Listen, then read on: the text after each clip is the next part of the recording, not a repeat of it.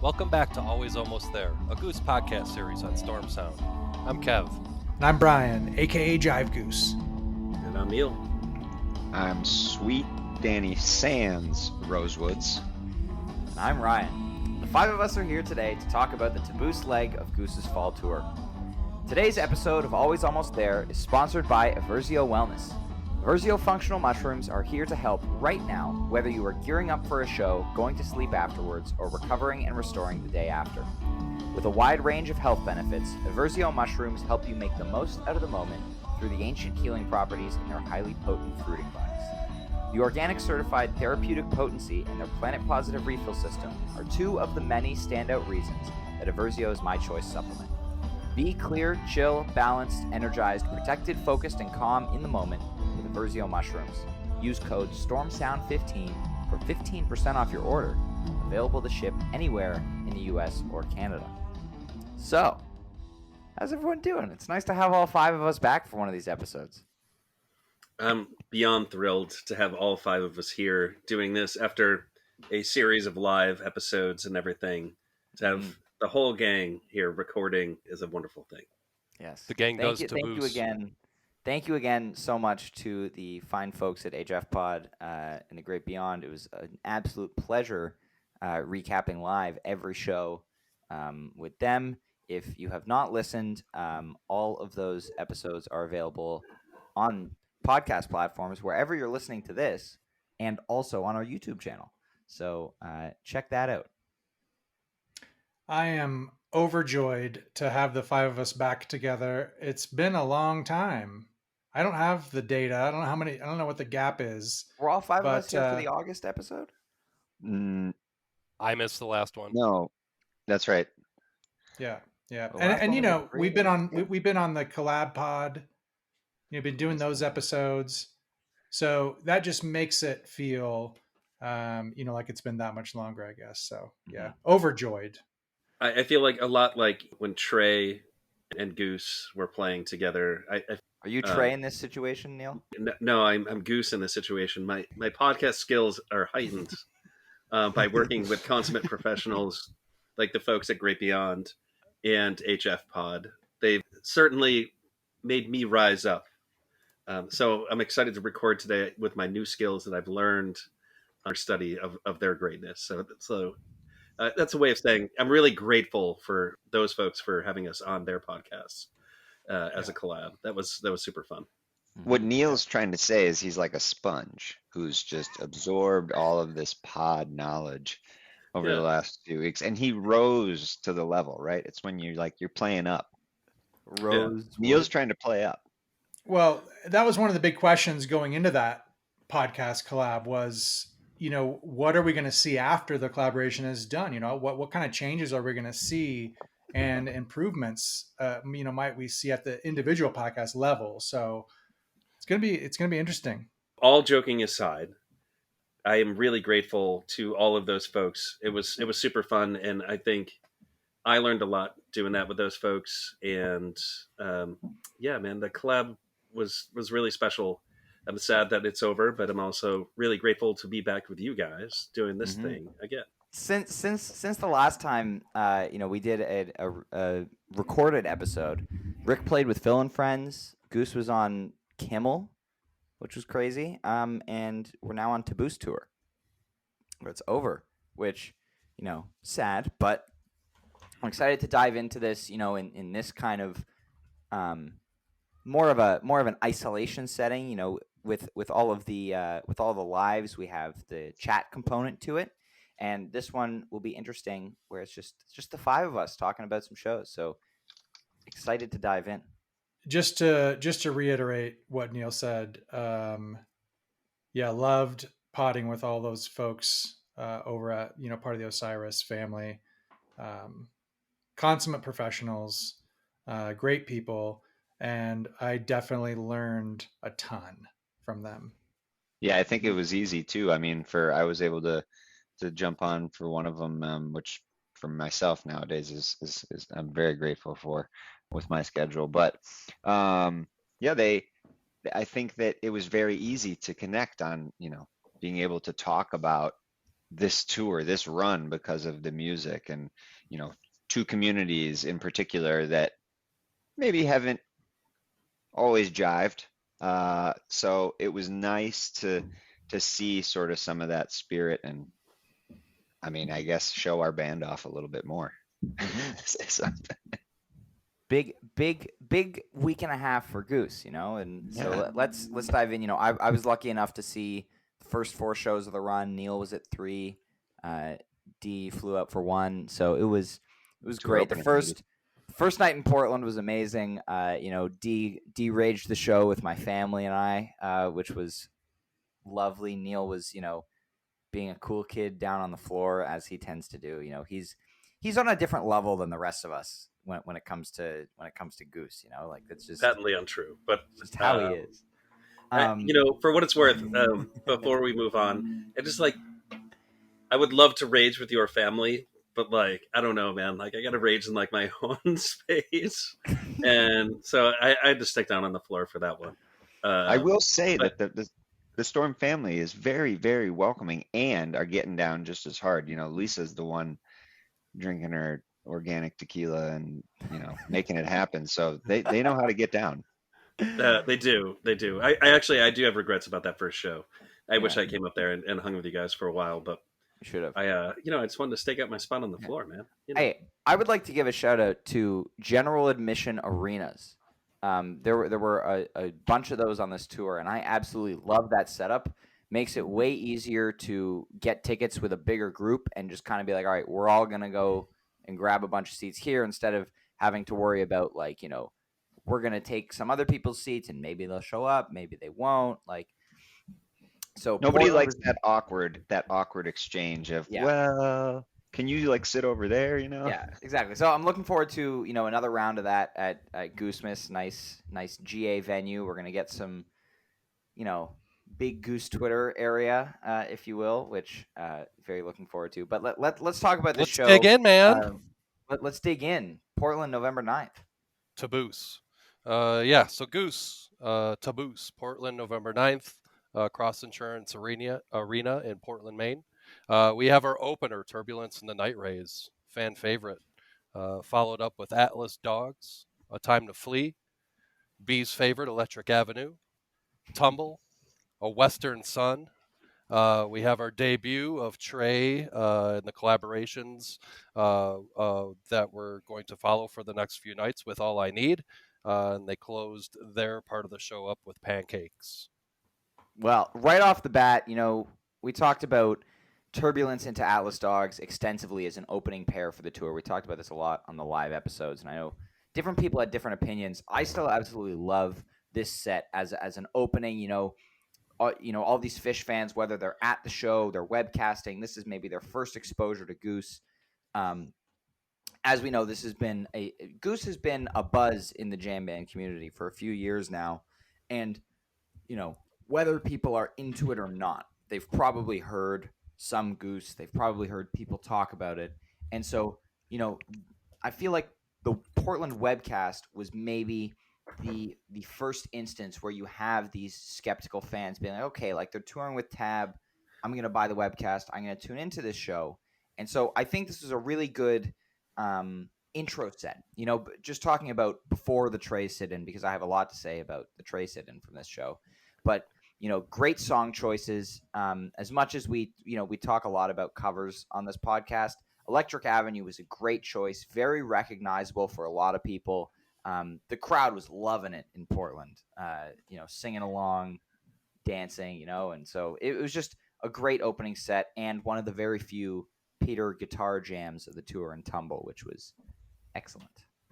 Yeah, I thought it was a great mix, like you said, Ryan. I mean, I know maybe energy wise, or like start off with a bang, the opening song of this leg, but Turbulent, I can understand why they wanted to showcase a song that's new to the band, obviously being an older Visuto track, but still getting its legs kind of, and then right back, hitting back to back with Atlas Dogs, which is fortunately we got the OG version, which was good.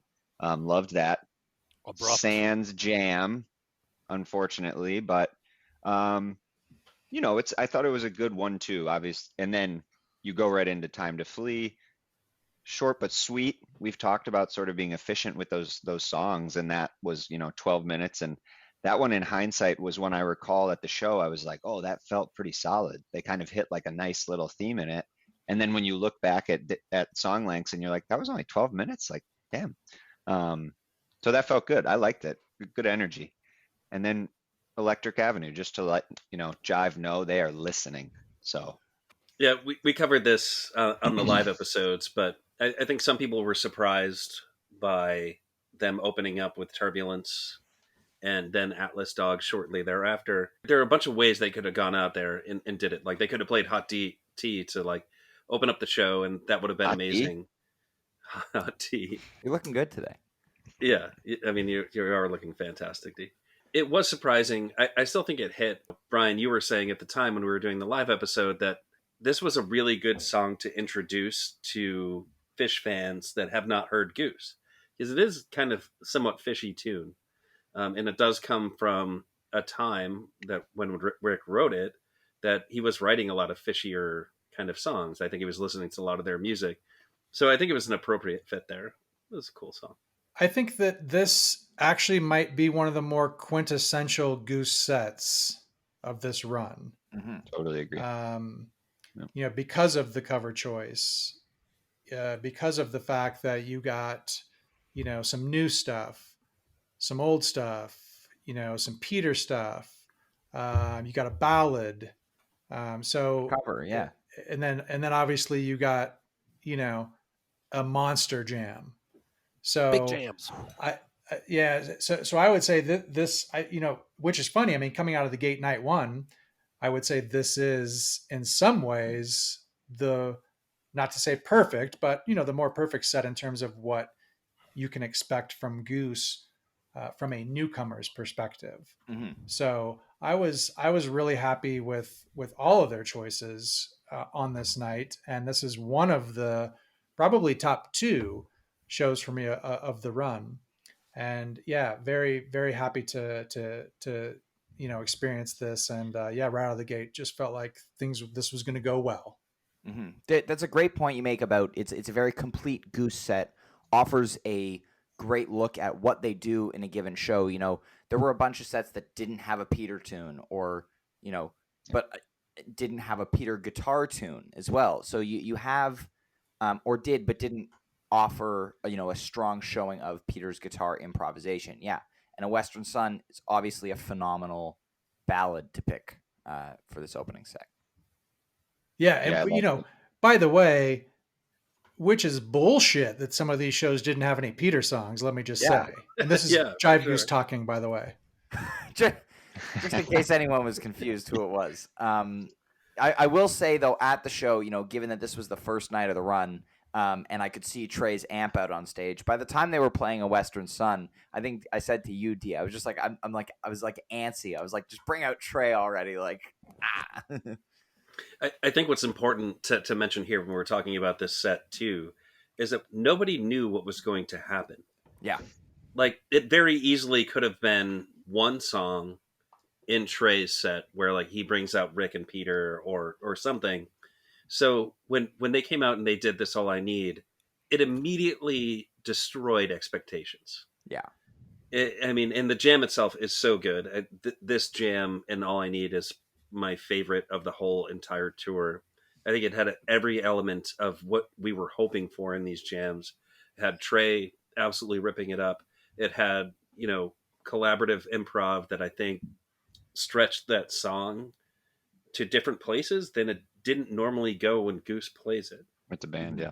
Agreed. And I think that is the most special thing about This All I Need is that Trey pushed them to do something different with this song. And if you think about the structure of the song, right, this is yet another version where we didn't get that second jam. And we also stepped away from what the typical first jam was in All I Need. We got a little bit of it, but then it kind of went into a little bit more, depth than we were expecting. Yeah, to me, this was, again, we're going to keep saying this, but I talked about this on the live episode, but this felt to me like, at Radio City, when Trey sat in with them and they did like more extended jams on Hunger Site, Arcadia, what have you, he was still feeling out Goose. You know, he was like, okay, I'm sitting in on your show, like don't want to step on your toes, whatever.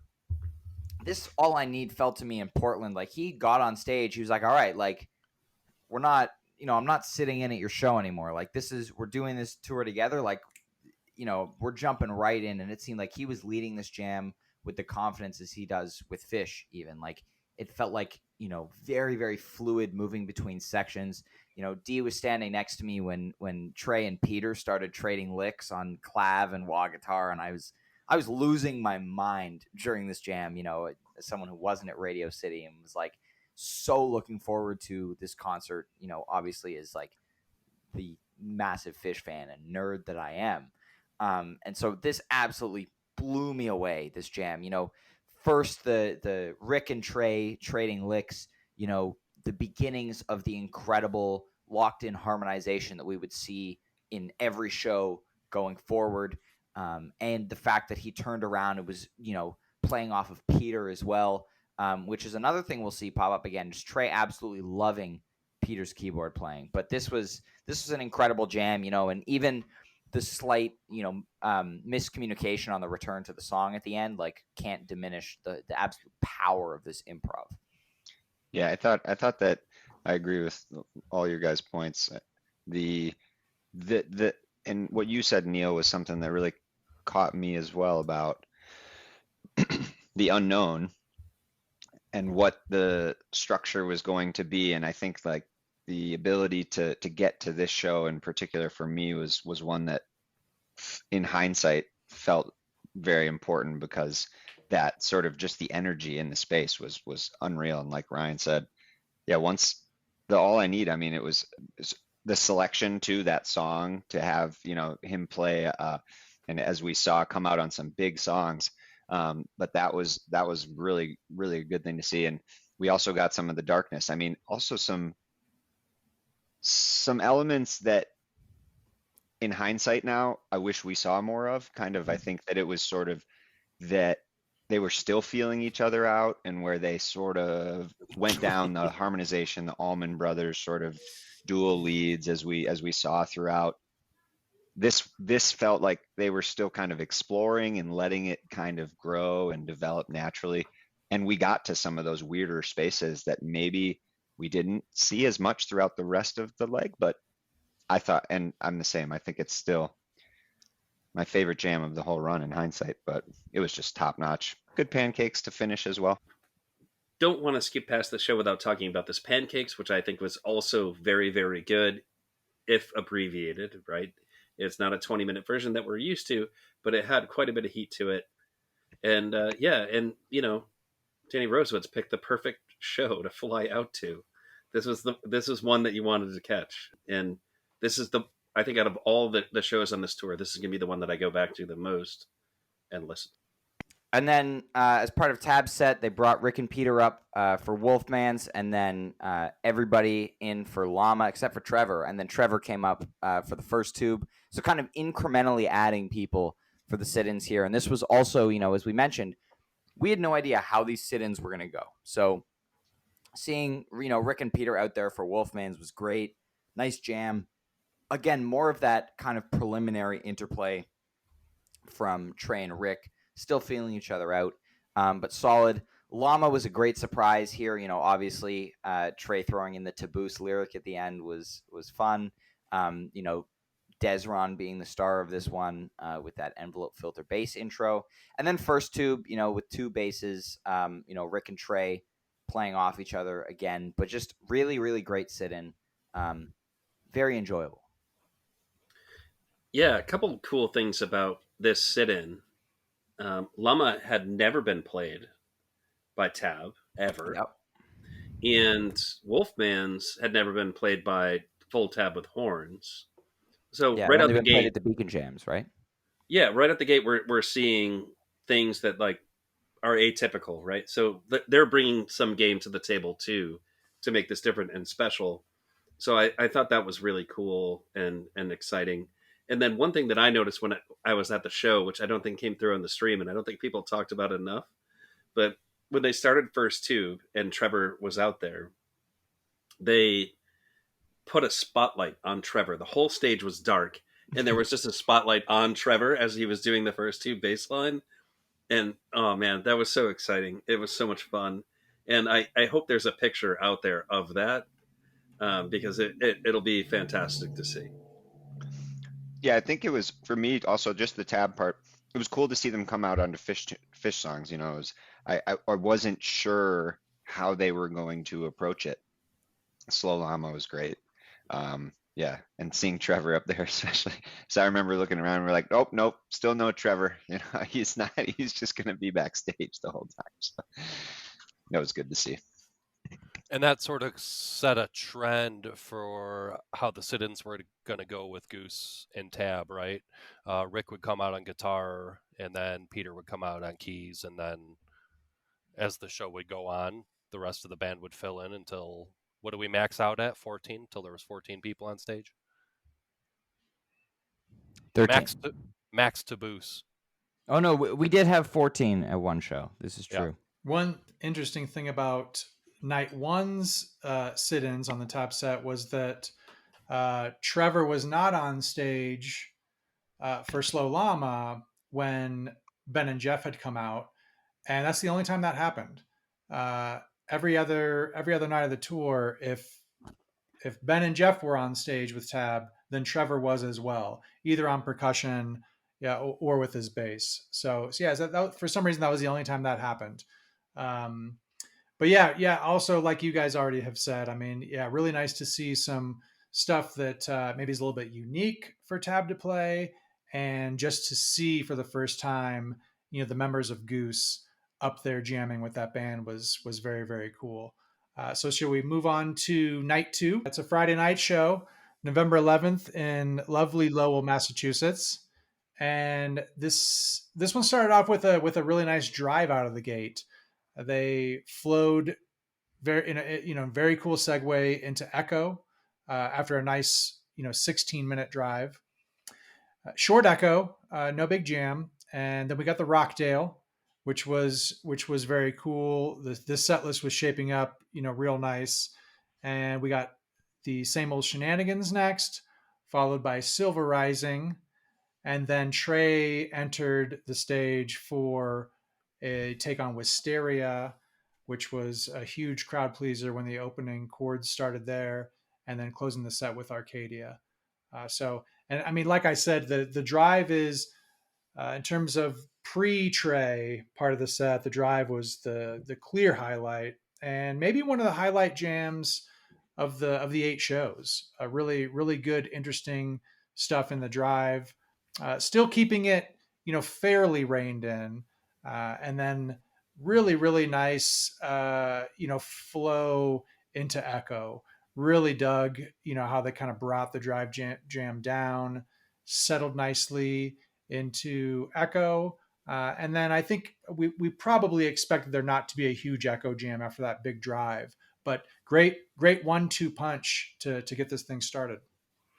Yeah, I really love the way that they weave, or that Rick especially weaves the Echo segue in. We saw him kind of do it at Chrysalis as well out of the Atlas Dogs, but the way he weaves that opening melody in gradually as they're settling from the preceding jam, very, very nice. And one thing that struck me as interesting is in the room in Lowell, you couldn't really hear, I think, Peter's synths and the textures that he was doing in that drive quite as well as you can on the soundboard. So going back and listening the next day was really interesting to me, because it was like, whoa, like this is a really, really interesting jam. Peter showing off immediately that new Vintage Vibe stereo console, which is, for those of you who didn't notice, that big rectangle that the Vintage Vibe is now sitting on, that kind of looks like the suitcase speaker from a Fender Rhodes. That's now the amplifier that the Vintage Vibe is coming out of. Gives it a little more dimension, has more like a better vibrato sound to it. I just thought it sounded amazing throughout this tour. Was very excited to hear it in this drive jam. This also starts a trend of Peter hitting the keys for the guitar songs, which I know Neal will talk about later. But this set, pound for pound, was, I think the most energetic of the sets that I saw. The song choices, the jams, just peak after peak, straight energy, and it was just a phenomenal night. Okay, and then they brought Trey out for Wisteria and Arcadia. Brian, as you mentioned, just two absolute fireballs of jams here. This is when it really started to click for Rick and Trey. We're only 2 shows in, but they're already sounding like they could be the 2 lead guitarists for the Allman Brothers, just harmonizing with each other so perfectly throughout these jams, hitting, Trey singing that first verse of Arcadia with more confidence than he did at Radio City for sure, and just hitting both songs with just a ton of confidence. That was really the theme of these 2 jams, just the 2 of them just, looking at each other, making eye contact, and just playing guitar. Did anybody hear there's a part in the All I Need where it sounds just a touch at least like Midnight Rider. Does that ring a bell for anybody? I don't remember that. It's You're something usually Trey not a person that does. concerns himself with teases, but I'm not concerned about the tease or the documentation. But every time I hear it, that's where my ears and my brain go. Is that it sounds a little bit like Midnight Rider. So yeah, take a listen for that if you like Midnight Rider. So you think about it from time to time, but it's not something that you would write down. I wouldn't document it in any way. CCP maybe? Well, that's different. A CCP is a little bit different than that. That's when we get to Meet Me at the Creek, which we're going to do a segment on later. We'll get into the CCP. All right, we'll get into that. But let's talk about this Trey sit-in. Who else has thoughts?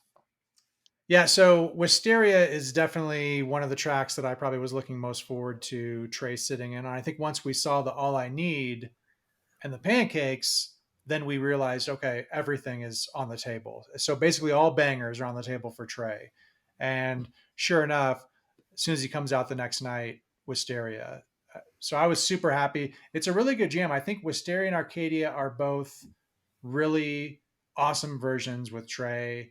The jams are unlike All I Need.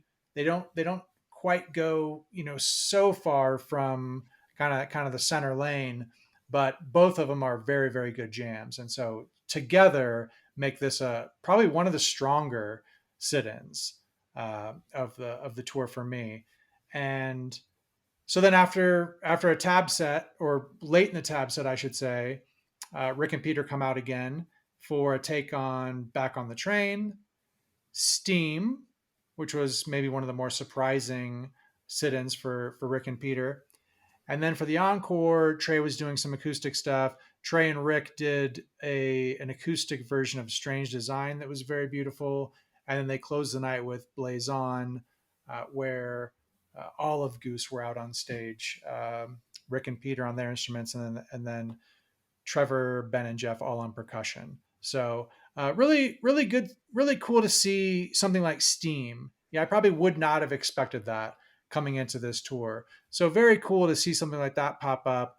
And then for me, the highlight was the Strange Design. It was so awesome to see Trey and Rick with their acoustics playing a beautiful song. And I'm only sad that we didn't end up seeing more of this, for the rest of the tour. But yeah, that was a really special moment. So again, just really cool stuff to have Rick and Peter out on stage with Trey's band. Regardless of what they played, I mean, you just couldn't go wrong. It was so much fun.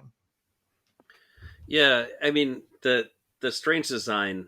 I think all in attendance and maybe even at home, folks were just like hoping for Rick to sing a verse of that, because I just would have loved to have seen or hear Rick sing some of Strange Design. But yeah, it really felt like, I don't know, almost like a serenade from Trey to like Rick and I guess the rest of the band, that like, he was so excited to be playing with them doing this thing. And it felt super appropriate in that space to do that.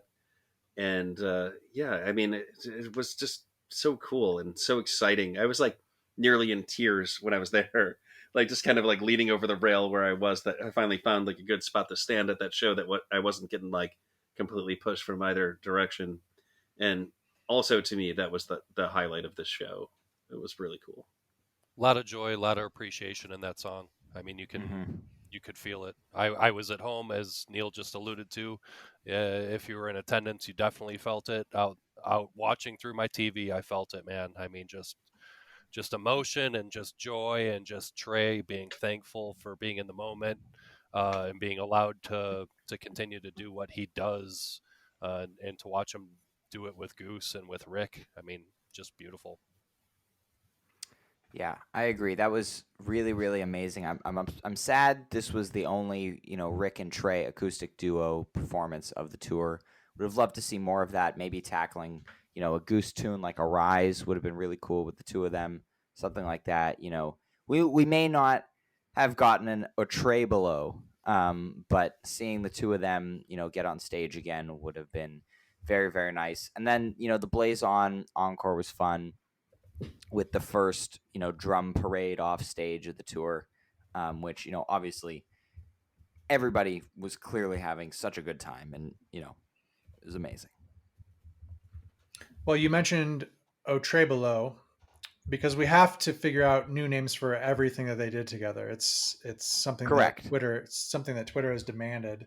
I was surprised, even just Trey, Rick, and Peter on acoustics. After this strange design, I kind of thought that, hey, that there's a decent chance that could happen, to get the three of those guys out there on acoustics, just to satisfy a little bit of maybe Peter's desire to do some guitar work with Trey. There wasn't a lot of, we had a little bit, but there wasn't a lot of the three-headed guitar attack with Trey, Rick, and Peter on electric. So I thought maybe we'd have an opportunity to do something acoustic, but alas. Shall we talk about Mohegan? Let's talk about Mohegan. Yes. All right. So, Mohegan Sun, another show that I was at. It was the end of my run. So, this is the last night that I did. Brian was also there with me. But so, in the Goose set, we had Animal, Flow Down, and then an arrow into Hollywood Nights, back into Arrow. And I thought that arrow was pretty satisfying. And then Dripfield, which was the first of the tour. And we were kind of wondering when that was going to show up, and that was like pretty exciting. And then we had Fish in the Sea with horns. With horns. With horns. And that one was truly exciting for me. I think it was one of the most exciting sit-ins of this whole entire thing, just because I really wanted to hear the horns play with Goose. And then absolute barn burner, something nobody was expecting, a Factory Fiction to close out the set. I didn't What do expect you it. guys think about Even that? even more surprising, it would be the first of the tour of multiple versions. First of two, yeah, first of Yeah, two. this was it may not rank as high in terms of just the music, but this was without a doubt the most energetic show that I saw of the first four of the tour. This was also the first time that Goose had ever played with people sitting behind them. So that was very exciting. Peter gave a shout out to them after Flowdown. Arrow Hollywood Nights sandwich was cool. The first time that they had played Hollywood Nights since May 4th, 2018, or 311 shows. So pretty solid bust out on that Bob Seger cover there. And yeah, Drip, my second time seeing it at Mohegan this year. Drums still had that, echoing around the arena quality to them, which were absolutely phenomenal. Fish in the Sea with horns was great. Rick and James Casey on sax just playing off each other throughout that jam, which was amazing. And then Factory Fiction with Trey just ripped. It was great. Yeah, this one for me was a little bit more of a tale of two sets, and not just the Trey sit-in versus the pre-Trey, but just the the opening with sequence of Animal, Flow, and then the Arrow, Hollywood Nights. That one I probably struggled with this set a little bit more than the rest, just in terms of kind of flow, song selection, just based on my own personal preferences. But part two of this set, with obviously Dripfield, shorter version. I think we'd end up seeing the better version in Reading, but Yeah, Dripfield, and then the fish in the sea. I agree with everything you said. I mean, such an awesome version. And yeah, the James, James trading licks was a highlight of this for sure. But yeah, so awesome to hear horns on Fish in the Sea. And then Factory Fiction. I don't think I was expecting that. Hearing that get kicked up, I mean, really got me excited this night. And yeah, hearing Trey, rip it up with Rick on Factory Fiction was a huge treat. Probably, I mean, might not be the best. I might not rank it as highly, in terms of improv and things like that, but this was one of the ones I was probably happiest in terms of Trey sit-ins. This is probably one of the songs I was happiest to see him come in and join in on. I'm glad you pointed out the James Casey portion of this set. So I was right up on the rail there for the fish in the sea part, and the horns I think were fantastic. The solo almost didn't happen because I think James Casey was having technical problems, and like he like ripped the in-ear monitors off like out, and then looked at Rick and just kind of was like, I got nothing. And then Rick just kind of took like another bar of a solo, and then all of a sudden James stepped in and it was amazing. So I don't think he was hearing anything at all when he did it, which I think is just a testament to how good of a musician he is. And he just started playing, and it sounded fantastic. And that back and forth was so good. I think on tape, if you listen to it, it sounds wonderful. But taking the context of the fact that like he probably wasn't really hearing anything other than what was coming out of monitors around him, which like who knows how good that was. But yeah, really, really cool part of this show, and one of the things that I enjoyed best. And I think the interesting thing about this show in particular is that the tab set was incredibly strong. This was one of the best tab sets of the whole entire tour. And I think that's like a really good opportunity to kind of just go into the sit-ins that happened at this set. So Rick and Peter came out for No Man in No Man's Land and 46 Days. And yeah, I mean, it was incredible, the energy in the building at that point. I think Tab really built up the vibe in that place, and that those two songs, which like I don't know, like I'm not super familiar with Tab songs, and like I know these songs show up in fish sets, and they're not usually people's favorites, but they sounded amazing. And then of course the encore of Carini was mind blowing. I mean, the whole place was just erupted when they played it, and it was awesome. I had so much fun during that part of the show.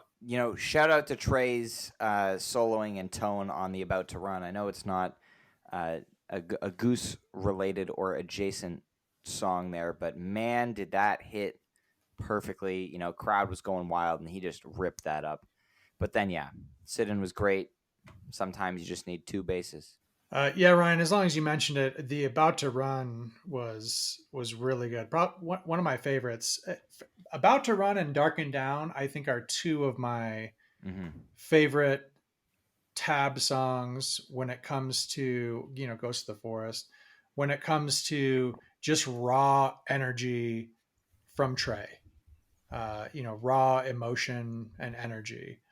I love it. And About to Run. This might have been the first time I had heard Tab play About to Run, because I don't keep very close tabs on the band. But yeah, was super stoked at how awesome that and powerful that About to Run was. And then for the sit-in portion of the night, the No Man in No Man's Land, I thought that and the 46 Days were good. I think the Carini was easily the highlight. And again, we got to see Trevor on bass. So yeah, super awesome, choice. And again, we just didn't know what was coming. I think still at this point in the tour, in terms of what was going to get played. So yeah, super excited to see Carini pop up. And now moving on to November 13th, Glens Falls Cool Insuring Arena, another fantastic Northeast minor league hockey arena for some jam bands to play in. This one was also my birthday show, which was very exciting for me because, Fish is not a band that generally plays in mid-November. And last year, Goose played in Texas on my birthday, so I wasn't able to go. But finally being able to see, some of my favorite bands play together on my birthday was very, very exciting. And this was a great set, So Ready, Cali Magic, the debut of Thatch, Don't Do It, Madhavan, Redbird, Hot Tea. Right off the bat, So Ready is a great opener. I'm team slow myself, but I still enjoyed this. Cali Magic was nice to get. Love this tune ever since seeing the debut in DC in March at another really strong show. Am I right, Neal? And my mom was very happy to see this song because she loves it. So shout out to my mother. And Shout out, Thatch, Lisa. Hey, Lisa. I want to talk for What's up, like Lisa? an hour. Okay. Shout out to my It's mom. the only podcast you get shout outs to your mother in, by the way. So if there's no other reason to tune into this podcast, like you just get mom shout outs. Go ahead, Ryan. Yeah. Thatch. Oh my God, I could talk for so long about this song. I absolutely love it. Between the collab, just great hooks, incredible song, and afterwards, Rick being like, "Yeah, this song's like 2 days old." That even more incredible at how strong it was. So I'm looking forward to seeing how this one expands over time with Goose over more plays. Looking forward to that Goosemas Thatch. It's gonna be nice at the first bank. Don't Do It was a very big surprise middle of the set. I think not a placement I would have expected. And then this Madhavan, I think, is my favorite non-Trey Goose jam of the tour. Just really, really amazing textures from Peter, vintage vibes, synth, everywhere. Just really amazing stuff here. Kev's sweating over there through the screen. I can see because of the Madhavan rip. Yeah, I mean, Thatch deserves some conversation because it is, I think, going to be a very, very big part of what Goose does.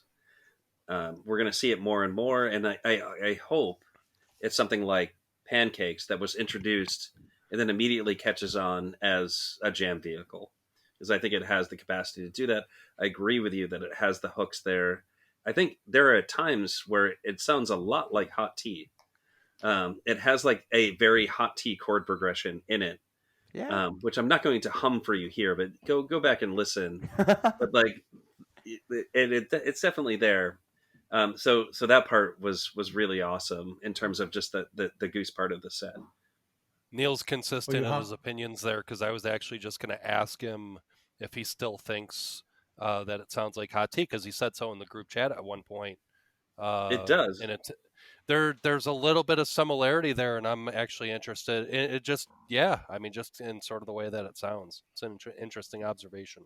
I get a little bit of that. It's hard to. I think for them have elements of songs. It's the start of it sort of sounds a little bit. You can hear some of the newer batches of songs. For me, it's got but much more funky than some other songs that we've seen. So the funk lick, and like you said, Ryan, Peter, choosing to put the clav as like a highlight on the song as well was that's good. I really like it. I think it's gonna catch on as well. Big fan. And then also the big red bird, right? The big red bird. The big red bird is Trey. Yeah, and that is such an amazing part of this set. I think we were all hoping for, we already got it with Arcadia. Trey took a verse in that one, but he took a verse in this one, and I think it's just really special because the song is so personal for Peter, and to have someone who's very much one of his heroes singing a verse of one of his songs that means so much to him was super cool. The smile was visible on his face. Yeah, no doubt. Yeah, and so as we think about what we can learn from RJ and our podcast collaborators, So RJ, just in preparation for the show, dug into the old, uh, local sporting, historical archives, I guess. And there was apparently like a minor league team called the Redbirds, but they only played in Glens Falls for like one season. And so, yeah, I mean, that's the kind of preparation that I think if all of us did that, Mm-hmm. I mean, that's only going to help our pod. So, you know, that's one specific example of something I think I learned from RJ here. So, and then I just wanted to kind of tie that into the Big Red Bird, and we should have seen it coming. Um, and then Trey taking the verse on this is what really got me 100% sold on this version. That's I love I love that. We talked about it on the day afters, but I just I wish we would have seen so much more of that because I just love it so much. I think it's so cool when you know Trey sings those personal words while Peter and his band are playing the song with him on stage. I mean, it's had to be a special moment for him. I really wish we would have gotten to see this the other way too, with you know Rick and maybe Peter also taking some turns on some Tabor Fish vocals. But yeah, that was a big highlight. And then the jam was just a rager. So good, really awesome. Between the Matavan and the Redbird, this was a really solid set. And then if they closed with the hot tea with Trey, but for me it was all about the Matavan and the Redbird. Yeah, super fun set as well. Great mix, great blend, um, good jams. I agree. I can't imagine what that feeling must be to have your idol sing a lyric. And then we get Sid and Wise this at this show with Tab. We get Rick and Peter sitting on the Mister Completely, which I think they did that twice this tour. And I think that was the jamming highlight of the sit-ins, at least in regard to them sitting in with Tab. But this was fantastic. Rick and Trey going back and forth again. This was the first instance where we saw, Peter's taking a solo and kind of defers to Ray, but Ray's just like, no, like keep going, keep going, keep going. And it was really amazing to see, Ray egging Peter on to keep soloing and then, kind of doing a little bit of interplay over there on the keyboard stations. That was fantastic. I absolutely love that. Yeah, I feel like we've given so much kind of airtime to Rick and Trey, which is not undeserved, right? I mean, they're just the stuff they were doing throughout this tour was so amazing. Yeah, we don't talk about Peter and Ray enough, probably. And this was, like you said, Ryan, one of those nights where through the webcast, you could see some of those interactions, and I really think that was just as cool of an opportunity for Peter as it was, for Rick, in that he got to play next to Ray, and I'm sure learn probably quite a bit from Ray over their hangs and just the improv that they performed together. So yeah, really cool to see that, and yeah, almost kind of funny to see Ray get a little animated, urging Peter to kind of keep moving forward on some of those jams. So yeah, really good stuff. Love it. Well, I think that's a great opportunity to move into Pennsylvania. So a couple nights Were you later. trying to make a pun there? Moon. I feel like No, I wasn't, but okay. moved to Moon.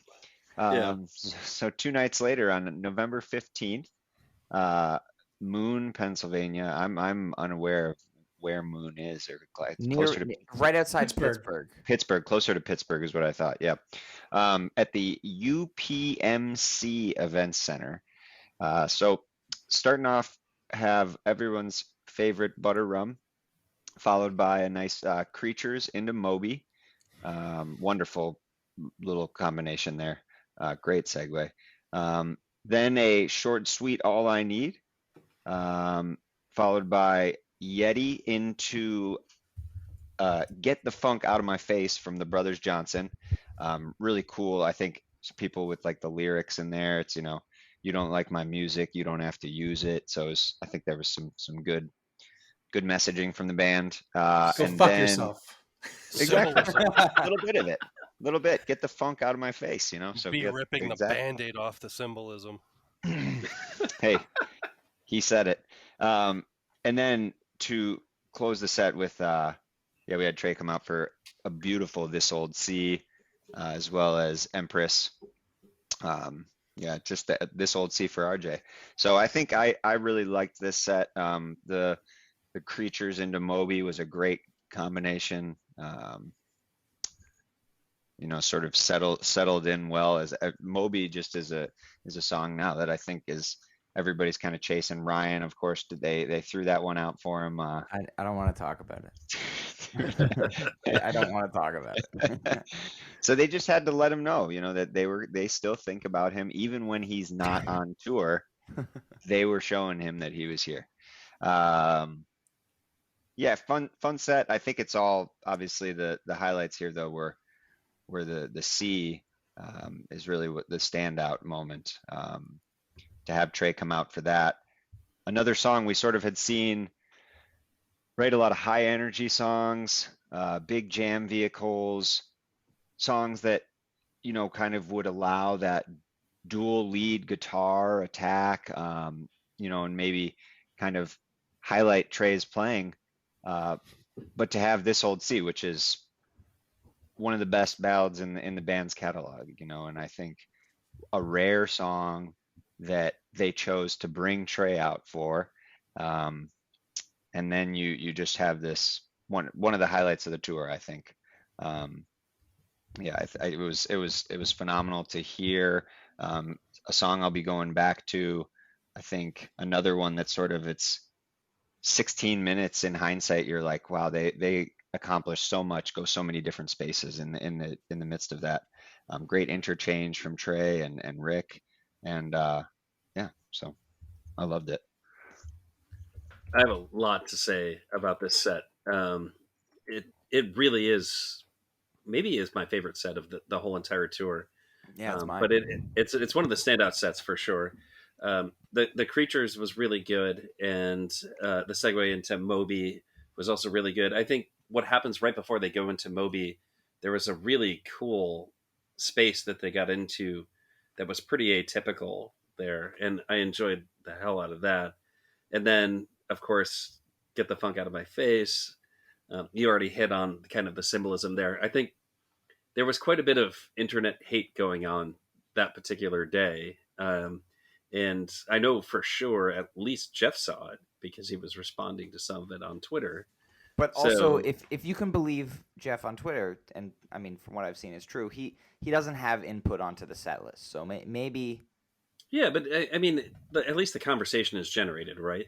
Yeah, we So, did forget to shout Jeff out though. He did call the tour opener in Portland. oh, did He they? mentioned on Twitter he was very proud of himself for calling the tour opener. So shout out to Uh, Jeff. yeah. Very well And done. so I just love this cover here. I mean, it's just an awesome cover, right? Like we can talk about the meaning of the lyrics and everything, and that's fine. But just the funk was so good, and Trevor was awesome in this, and I enjoyed the hell out of it. And then there's this Old Sea, which this is one of my I think favorite sit-in songs of the whole tour. I think it didn't really necessarily have a transcendent jam or anything, but what I liked about it most was it was one of the few songs this tour that really showcased Rick's voice. And we got to hear just how well Rick could sing while Trey was on stage. And I think that is going to grab some people's attention, and I'm glad that they did that. Yeah, this set to me was also this was the first one that I was on the couch for, and what struck me immediately that doesn't come through as well in the room is, oh my god, that vintage vibe vibrato, you know, sounded so good on that Creatures, sounded so good on that Moby. Yeah, as you mentioned, that last minute or two of Creatures, it almost sounds like Rick is going into Auld Lang Syne, which was really interesting, but just an absolutely beautiful jam space, really amazing. And then, of course, the drop into Moby, which, you know, I was hoping to hear at one of the shows that I went to. Probably my most sought after song, so I will continue to chase it. for as long as it takes, but someday. Nice and concise, all I need, which, I mentioned this on the live for this show, but really felt to me like a more democratic jam as opposed to the Rick led or Peter led jams that we're used to coming from Goose. So really, really incredible improv packed into this short version here. And the C, I really love. We see this beautiful intertwining of the guitars from Rick and Trey, and then in the last like minute and a half, Trey just leads them into this, dark space. He turns on that like dial tone effect that he has, and this last minute really, really reminded me of a lot of the dark jams that we got in at the beginning of this year in the winter. That kind of, like really eerie space. Ben's hitting some snare stuff. Peter's got that vibraphone loop thing going. And Rick's doing like shrill stuff, and then on top of that, you have Trey with his dial tone thing, which was awesome. And then after the C ends, you just get a fiery Empress to close the set, which was awesome. Controlled chaos at its finest during that C. That's sort of I agree. Oh, so yeah, but great end of the set. I agree. I think it was one of my favorite from the run, right up there in terms of just song selection. Then moving on to the tab set. So we had the band, Peter and Rick came out for Sand, and then we had the full band out for Susie Greenberg, and Peter stepping out for singing the neurologist lines, and then having him tweet, right after about that was really, really fun. I mean, I can't imagine sort of the joy of this guy. I think what did you say, Neal? It was like live action of seeing your, the 6th grade Peter or something. Just, I liked the way that you phrased it. Sort of his excitement is palpable, and to have, to be able to be up there on stage, for the band to, Peter to be able to sing a line of a song he's probably been singing now for, 10, 15 years. And that's got to be incredible. I can't imagine each one. They're probably pinching themselves each night, sort of thing. And, but the only thing I wish, Sand, I would have loved to hear sort of the dual bass. That's another one, kind of what we got for First Tube. To hear, Trevor and Desron trading would have been fun there as well. But I thought, yeah, I have, didn't have any other too many thoughts on the tab set. So if you guys have any pieces to reference. That's as good a spot as any to transition over to Eagle Bank Arena, Fairfax, Virginia, November 17th, 2022. We had a big 24-minute Arrow opener, followed up by Seekers 1 and 2, a repeat of a song that they had just written and debuted a couple days earlier, Thatch, a version of Arcadia, my preferred version of the two that they played over the tour, another Hunger Site, and Tumble. So no, I've got a lot of thoughts about this set. So that arrow is actually really, really an interesting arrow insofar as it's one of the longer jams of the tour. So that actually is worth noting right off the bat. And it was a pretty good arrow, in my opinion. There are some sections of that arrow that I really, really enjoyed. We talk about arrow all the time, and we kind of, wish that arrow did more. And I think this is an instance of arrow doing more, and, is a pretty cool part of the set. I think the Seekers that followed after left people who are like diehard Goose fans wanting a little bit more. I think it just felt slow. And like, if you're going to go out there and you're going to play one set, it's weird to put 10 minutes of Seekers. Like, I don't know how many minutes it was. Jive, I think, can speak to that. But that's a lot of kind of slower song. And when we were doing the lives, I think everybody kind of agreed that one felt like a little bit awkward and weird in that spot. And then specifically part 1. Yeah, well, specifically part 1. And then Thatch part 2, right? So this song is now a week old at this point. When they played it, was amazing and really got me hopeful for where the song is going to go. I think when we were talking about Thatch earlier, I was thinking about Thatch in the context of having heard it a second time. And, you know, I'm looking forward to the time when all five of us are standing next to each other and we're hearing Thatch when they kind of play a 20-minute version at Goosemas. I think that's coming, and I hope that's coming. I don't know. I'm going to put it out there into the world. I'm no RJ. You know, I can't just say I want something and then it happens. But you know, if putting it out into the universe makes it happen, then I will make that hope that makes that happen. And then yeah, you know, a very very very good Arcadia in this set. Killer Arcadia actually is one of my more favorite jams of the tour without Trey. And you know, we can't talk about the set without talking about Trey playing those notes of Hunger Sight. It's just, I think, emblematic of this whole collaboration. Just those, like, I don't know how many notes it is. I haven't sat down and counted. I've been saying 4 or 5 when I talk about it, but 4 or 5 notes that are so emotive of just like how much joy Trey is feeling and how great this collaboration is. And yeah, man, what a fun set this was. I really enjoyed the hell out of it. So yeah, for me, I think the highlight again, the arrow was good. I find myself going back to the Arcadia, the way that they accelerated the tempo in Arcadia and just went from this like very slow breakdown, and just by the end of it, just this raging sort of machine at the end was just. I go back to it often. Neal said, I don't know again where you guys are placing this particular Arcadia, if you're placing this or particular Arcadia on your Jotty list, but from this particular tour, it's one that I've gone back to several times already. It's a banger. It is a banger. It's a slow burn, and there's the groove they start out with it's like Rick's tone. I think it's sort of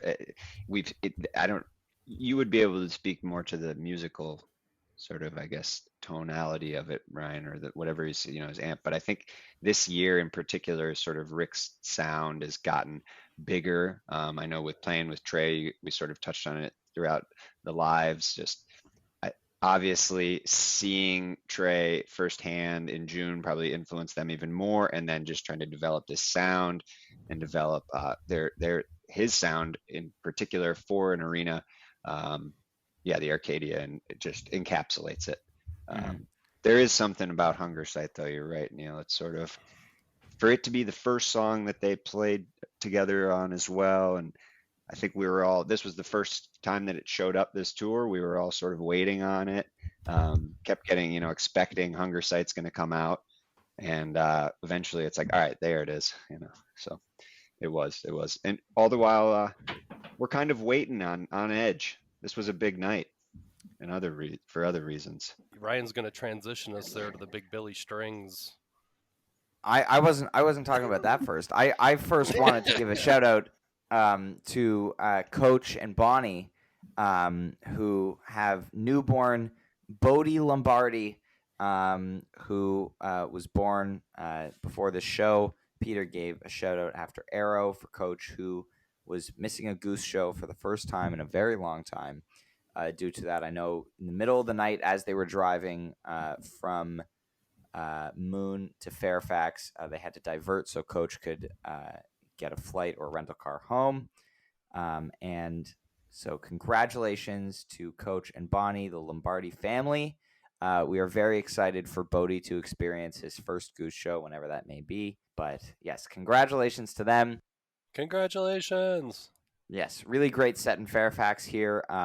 Shout out to the Sko Mule teases from Peter towards the end of Hunger Sight. That's all I want to add.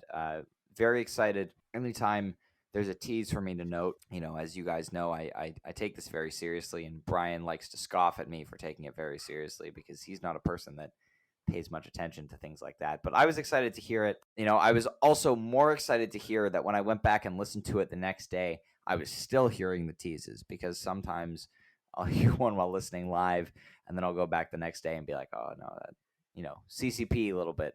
But yes, this was a great set. Should we talk about Billy Strings? Well, I just wanted to say a couple things just about this set, just real quick. I mean, you guys pretty much hit on everything. I mean, obviously, the whole Arcadia Hunger Site Tumble section is awesome.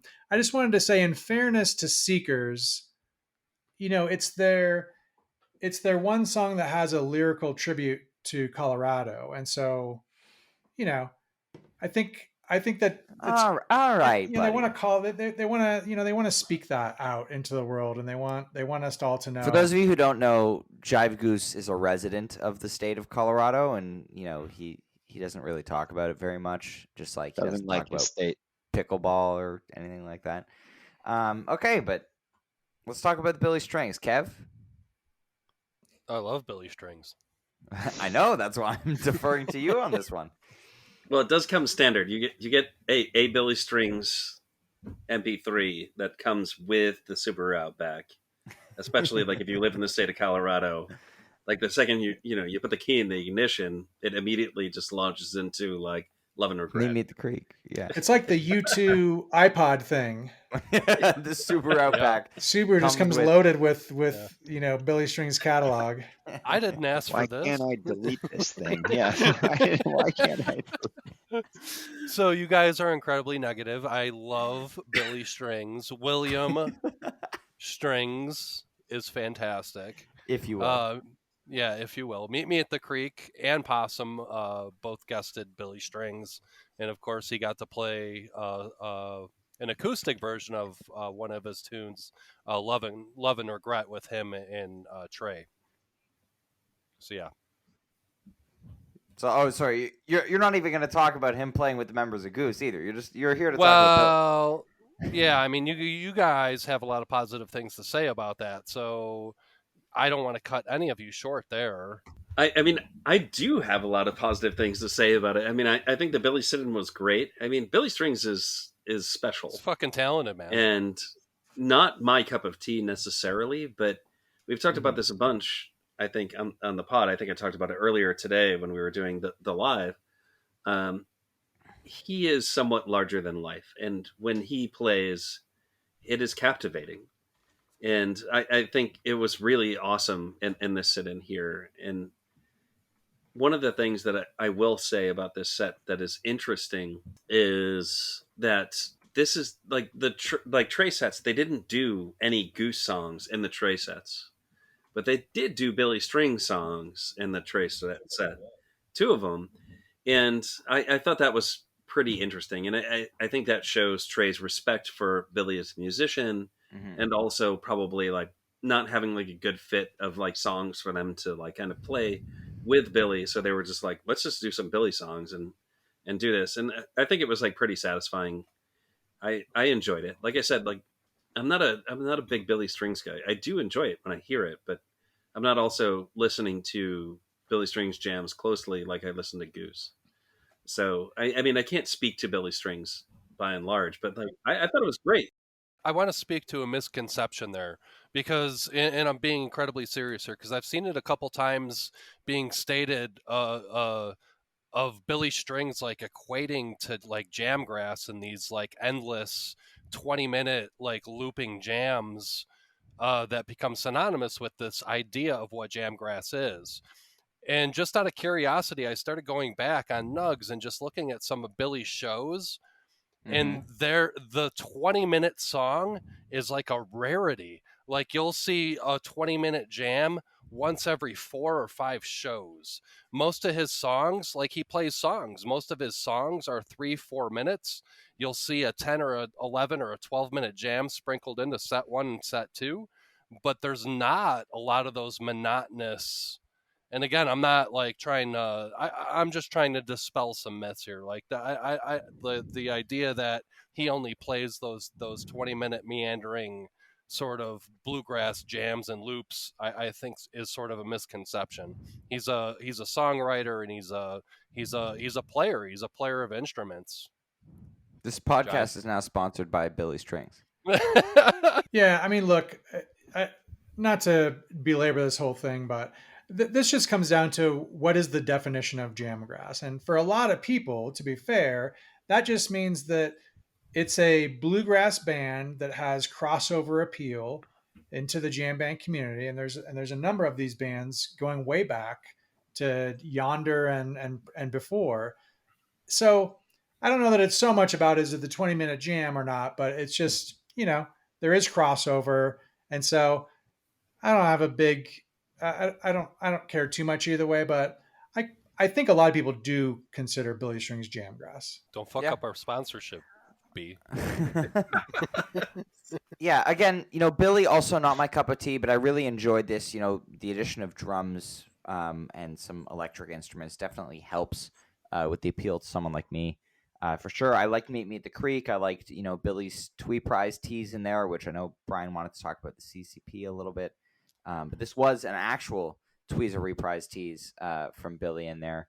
And just, an enjoyable sit-in. I feel like there may have been a bit too many people on stage, and, Billy, we talked about this on the live, Billy maybe wasn't as adept as listening to the other guitarists on stage as Rick and Trey are with each other. But they were all still having an amazing time, got a nice acoustic segment again. The second two bass Carini of the tour, Trey took a second to acknowledge the fact that they had two basses, three horn players, two keyboardists, three guitarists, and like four drummers on stage. So pretty fun, If there's ever a song you want a bunch of people on stage for to make a lot of noise, that's the one. So It's true. yeah, and I agree. I think the Billy Strings, the hype that day was absurd.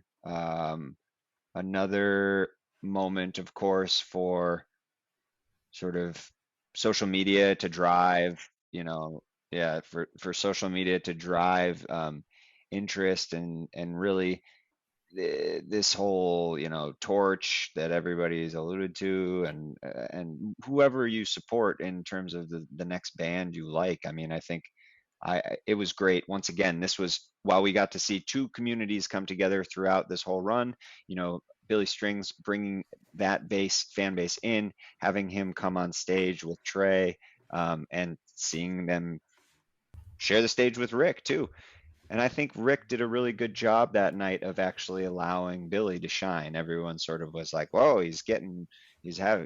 Billy's running circles around him. And nobody would doubt that Billy can play guitar faster and stronger, quote unquote, maybe than Rick or even a Trey in terms of some of these styles. But I think that Rick did a very nice job of, he's been on stage with Trey multiple nights. He's going to have more, allow Billy to shine, and I think it was really cool for the community in general.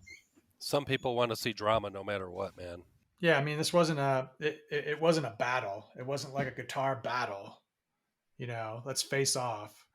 It was, and from Rick's perspective, he's playing with Trey twice a night for 8 nights, and Billy was playing with them for a handful of songs one night. So, I thought it was great. I thought, obviously three different styles, and that's just hard, regardless of who the players are, to navigate all that, especially with all of the other musicians on stage at the time as well. So I definitely dug the Mama had some cool moments. The Carini was the probably the big highlight for me. But yeah, really cool to see all the different fan bases and everyone come together so joyously over a nice fun sit-in. So yeah, and Everybody let's move on. agreed. Yeah. So let's move on to the penultimate show of the tour, which was Friday, November 18th in Syracuse, which was right about the time of a big storm coming through Buffalo, dumping a bunch of snow. So Another thing I don't want to talk about, because I unfortunately made the decision to pull the plug on going to Syracuse due to the snow, worry about the roads. As it turned out, there probably wouldn't have been that much of an issue getting either way from Toronto, but it was really the good to be windshield. safe. It was the windshield, though. It was the windshield. Yeah. But I You had made a the good safe night. decision. Yes, I made the safe decision, which Prudent. I slightly regret, but it happened. So on to the set list. coming out of the gate with the Slow Ready that a lot of folks were waiting on and figured we'd see this tour. Slow Ready flowed nicely into Jive 1, which then went into Jive Lee. So again, two more songs that a lot of folks had kind of been expecting. So really nice start to this set. I mean, coming out with the Slow Ready opener, I think on night 7 showed that the band was, feeling comfortable and really felt like they could come out and didn't necessarily have to be, a big banger to open up the show. They could give kind of their fans a treat with the Slow Ready opener. So that was cool. That Jive 1 and Jive Lee, very strong, awesome to hear. And then we got the Bob Don, which ended up being a Bob Don with. And this was also the day that the Undecided dropped. So kind of fitting that they decided to play Bob Don, aka Undecided. I do want to take a second to talk about Undecided once we finish this tour, just for anybody who's listening who may be interested in that sort of discourse, but we will get to that. And then the big surprise of the set was a second Factory Fiction of this 8-show run, which I just can't imagine how many people saw that coming. And then for the Trey portion of the set, just a monster Matavan. So again, just the kind of the thing that everybody was waiting for. There were a few things that you kind of knew were coming and you were just waiting. And so Matavan with Trey, Rockdale with Trey, these were kind of the top. Those are probably the top 2 at this point that we kind of felt pretty strong about, their likelihood, and also just were super excited to see where they went. And then closing the set with the only Russ Lawton sit-in the Goose set, playing Jeff's kit on Animal. And so, yeah, I talked about the beginning of the set. Things really kicked off with this Factory Fiction, and from the first notes, I mean, just really floored. No way you would have gotten me to think that this was coming so soon. It just doesn't do that, right? So, really nice treat to get that. And the last, the latter part of this tour, a lot of the set lists, right before Trey came out, they dropped something, really big.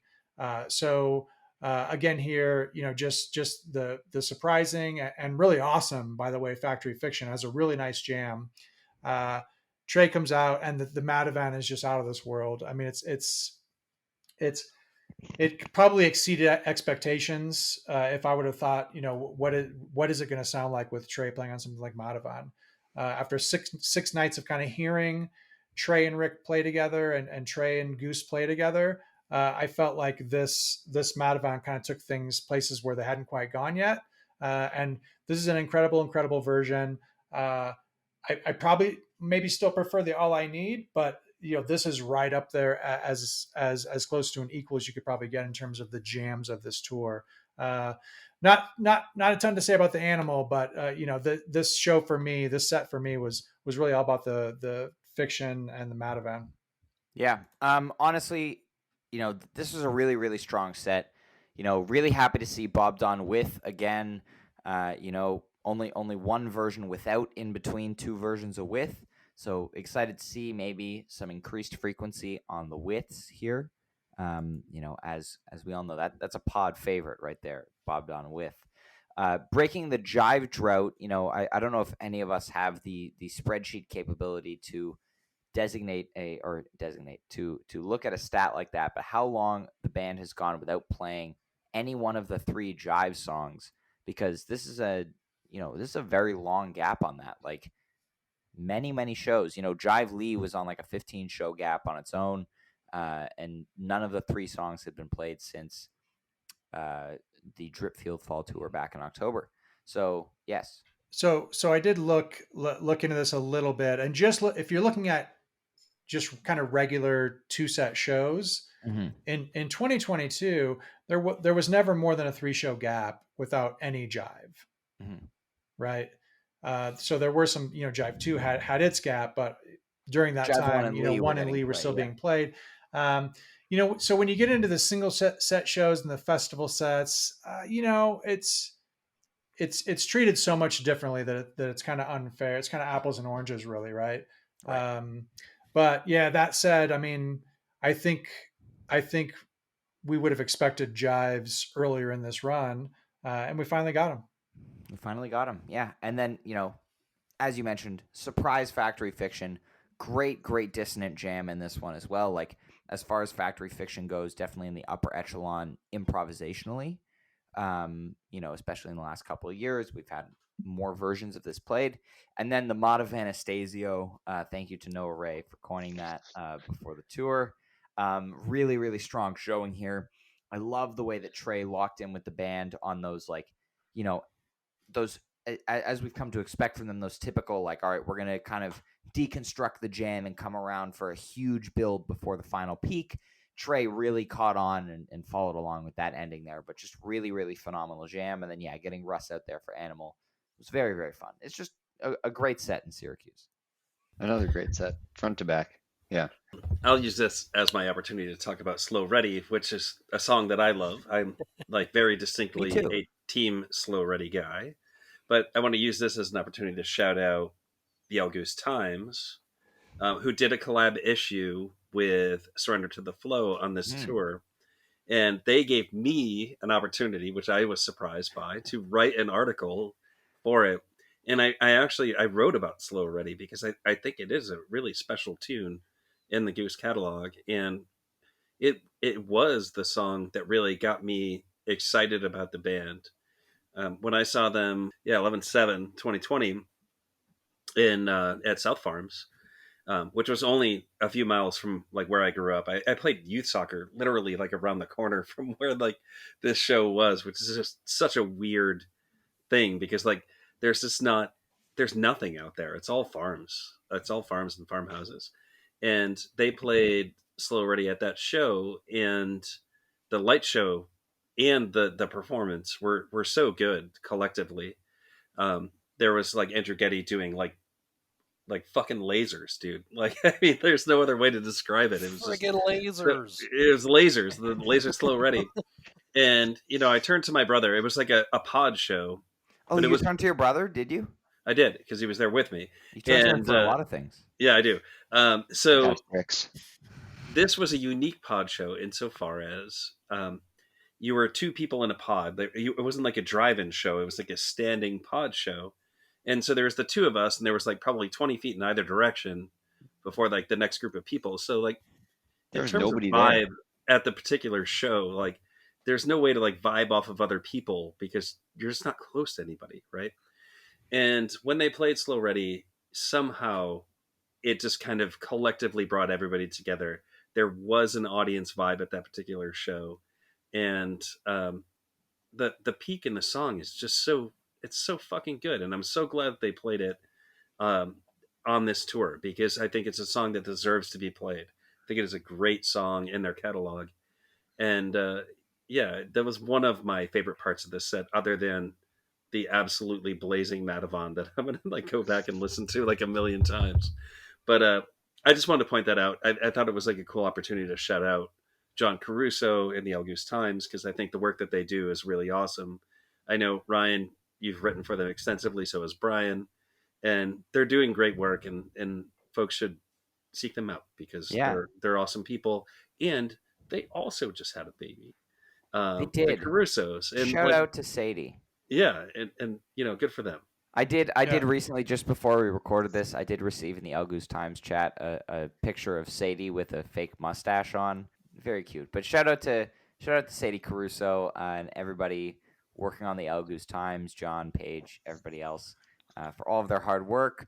This was an incredible collaboration. I'm very lucky that Brian was not attending any of the shows on this run because my column for this one was my top 10 jams of the year, Goose and Fish.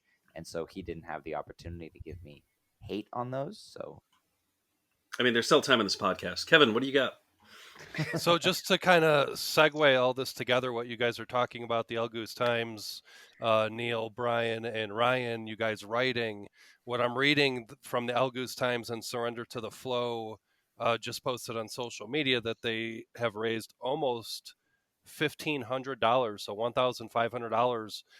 The official number 1445 for the two charities chosen by James Casey and Trevor Weeks.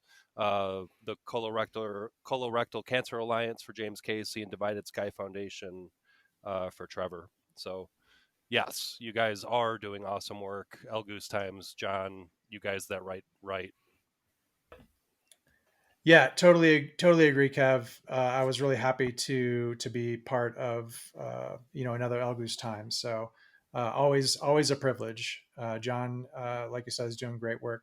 And so for the tab set, late in the tab set, Rick and Peter came out, and we got another take on Mr. Completely, which I love, Plasma, which I had personally been really hoping for, and then A Wave of Hope closed out the set. All these with Rick and Peter, and I really like A Wave of Hope. I haven't been super familiar with some of the more recent Fish and Tab stuff, so I'd heard the song, but yeah, over the couple plays this past week, yeah, this was one of the numbers that I always kind of enjoyed hearing. And then for the encore, Quantity, again with Rick and Peter, which I know some folks on the Day After Pod were calling for as well. And then ending the night with Money, Love, and Change. And so the only difference, tonight really was that it was only Rick and Peter on stage with Tab, and that is, I believe, probably due in part that this was the night that Ciro was dealing with some medical stuff. So I think they just decided. I don't think his stuff was set up. So I think they just decided, hey, let's just keep it to Rick and Peter tonight. Yeah, this is a really. I think the sit-in part of this set is one of the more exciting parts of the sit-ins if you kind of stack them up against each other. And I recently learned that I saw a pretty epic version of Wave of Hope, which I forgot about. Ryan reminded me that I saw one in Hartford. But this is one of those tunes that like I think a lot of folks who are like huge Fish fans saw as being a potential jam vehicle, right? And I think I don't think we got the huge extended jam treatment here, but it was still really cool, and I enjoyed the hell out of it. I kind of slightly recall enjoying the hell out of the version at Hartford, which was it was pretty special for me. I was there with a bunch of friends, but yeah, I thought the sit-ins again. We've been saying this a lot, but like the farther we go into this thing, the better the tab sit-ins get, in my opinion. So it was pretty awesome. And then Quantity, which like folks called for on the pod, actually happened. And then I think Jive also called for the plasma, and Jive got it. I think RJ tried to take credit for calling for that one, but like it was you, Jive. I listened back. I heard it. No, RJ was sharing the credit for sure. Well, Neal, I would just like to point out that Wave of Hope you're talking about that you forgot about at Hartford is number 3 on my list of Fish jams of the year so far. So it was really good, and I'm very disappointed that you forgot that you were. I would like to shout out this second Mr. Completely, for also being amazing. We had some nice interplay between Trey and Chainsaw on this jam. Shout out to Chainsaw. But yeah, seeing Plasma finally pop up, seeing Quantity finally pop up, really, really happy to see both of those tunes. Top tier tab stuff right there. Trey really getting into the extended jamming during that Plasma, and kind of the spacey vibes on Quantity as well. Sad we didn't get an in rounds as well. I think looking for that for tab as well, but very happy we got the Quantity with Rick and Peter. The pod gets results. You wanted that Quantity, and you got it. The pod does get results unless it's asking for a birthday Moby. Well, I mean, I think that one is like literally never going to happen because I mean, it's no secret when you're in attendance, and I think they're just not going to give it to you. I mean, maybe when you get to 100 shows. Poor Ryan. He only got a signed set list. Poor guy.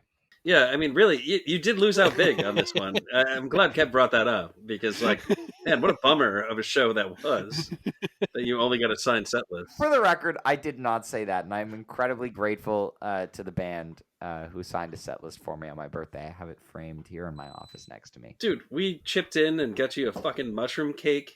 Like, Jive did all the fondant himself. I mean, he's a savant with that.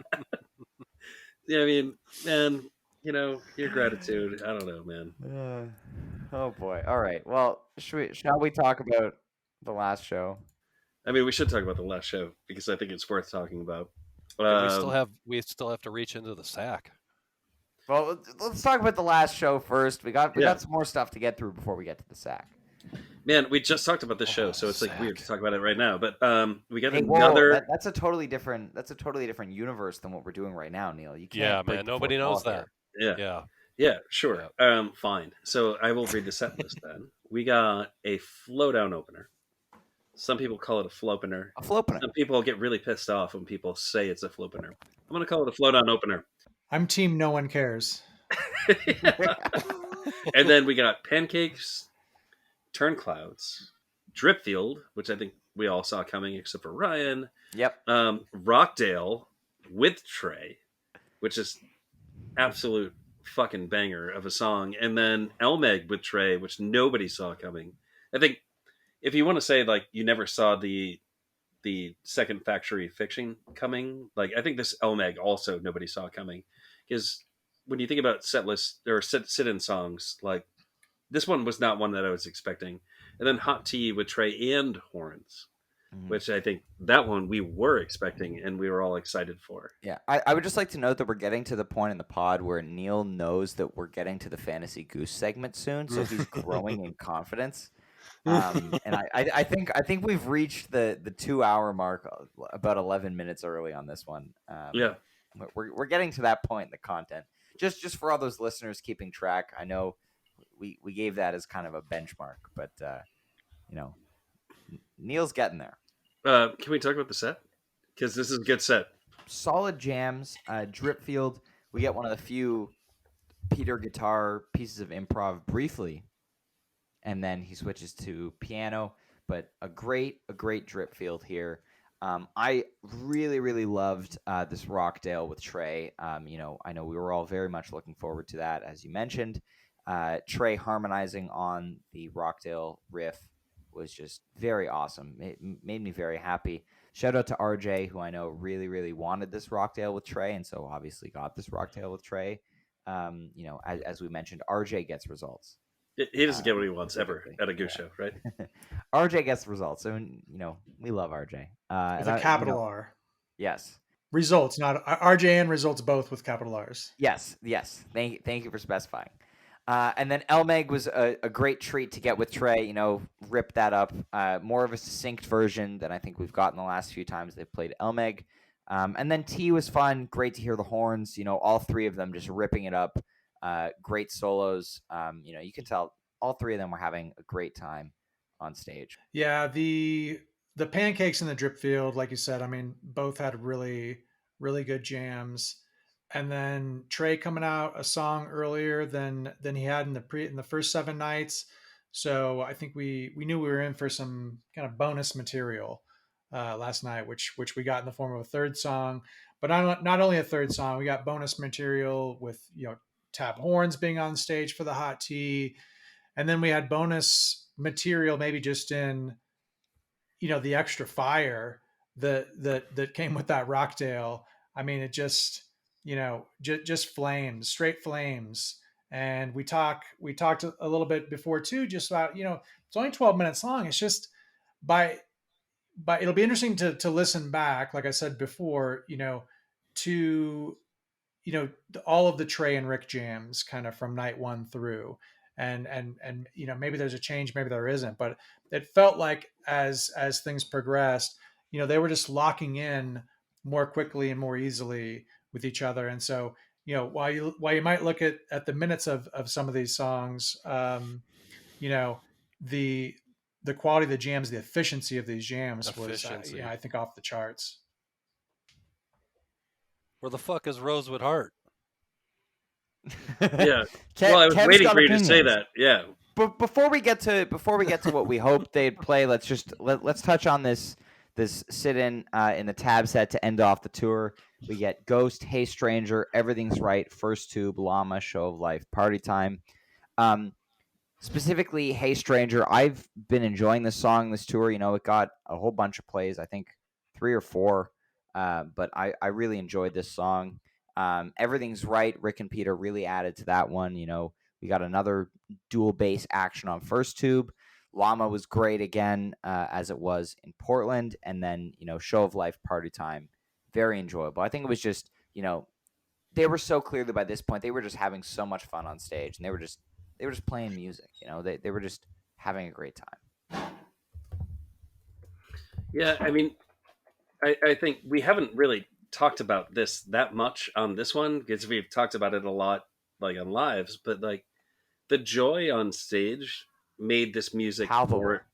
more enjoyable. Like it was, they all were having so much fun, and the parade off stage at the end of Party Time, which is the second time they did this actually on this tour. They did it at Lowell as well, and I mean, I don't know, like how can you watch that and not think this is just so much fun? Like they exude fun. They're having the times of their lives. Apparently, everybody.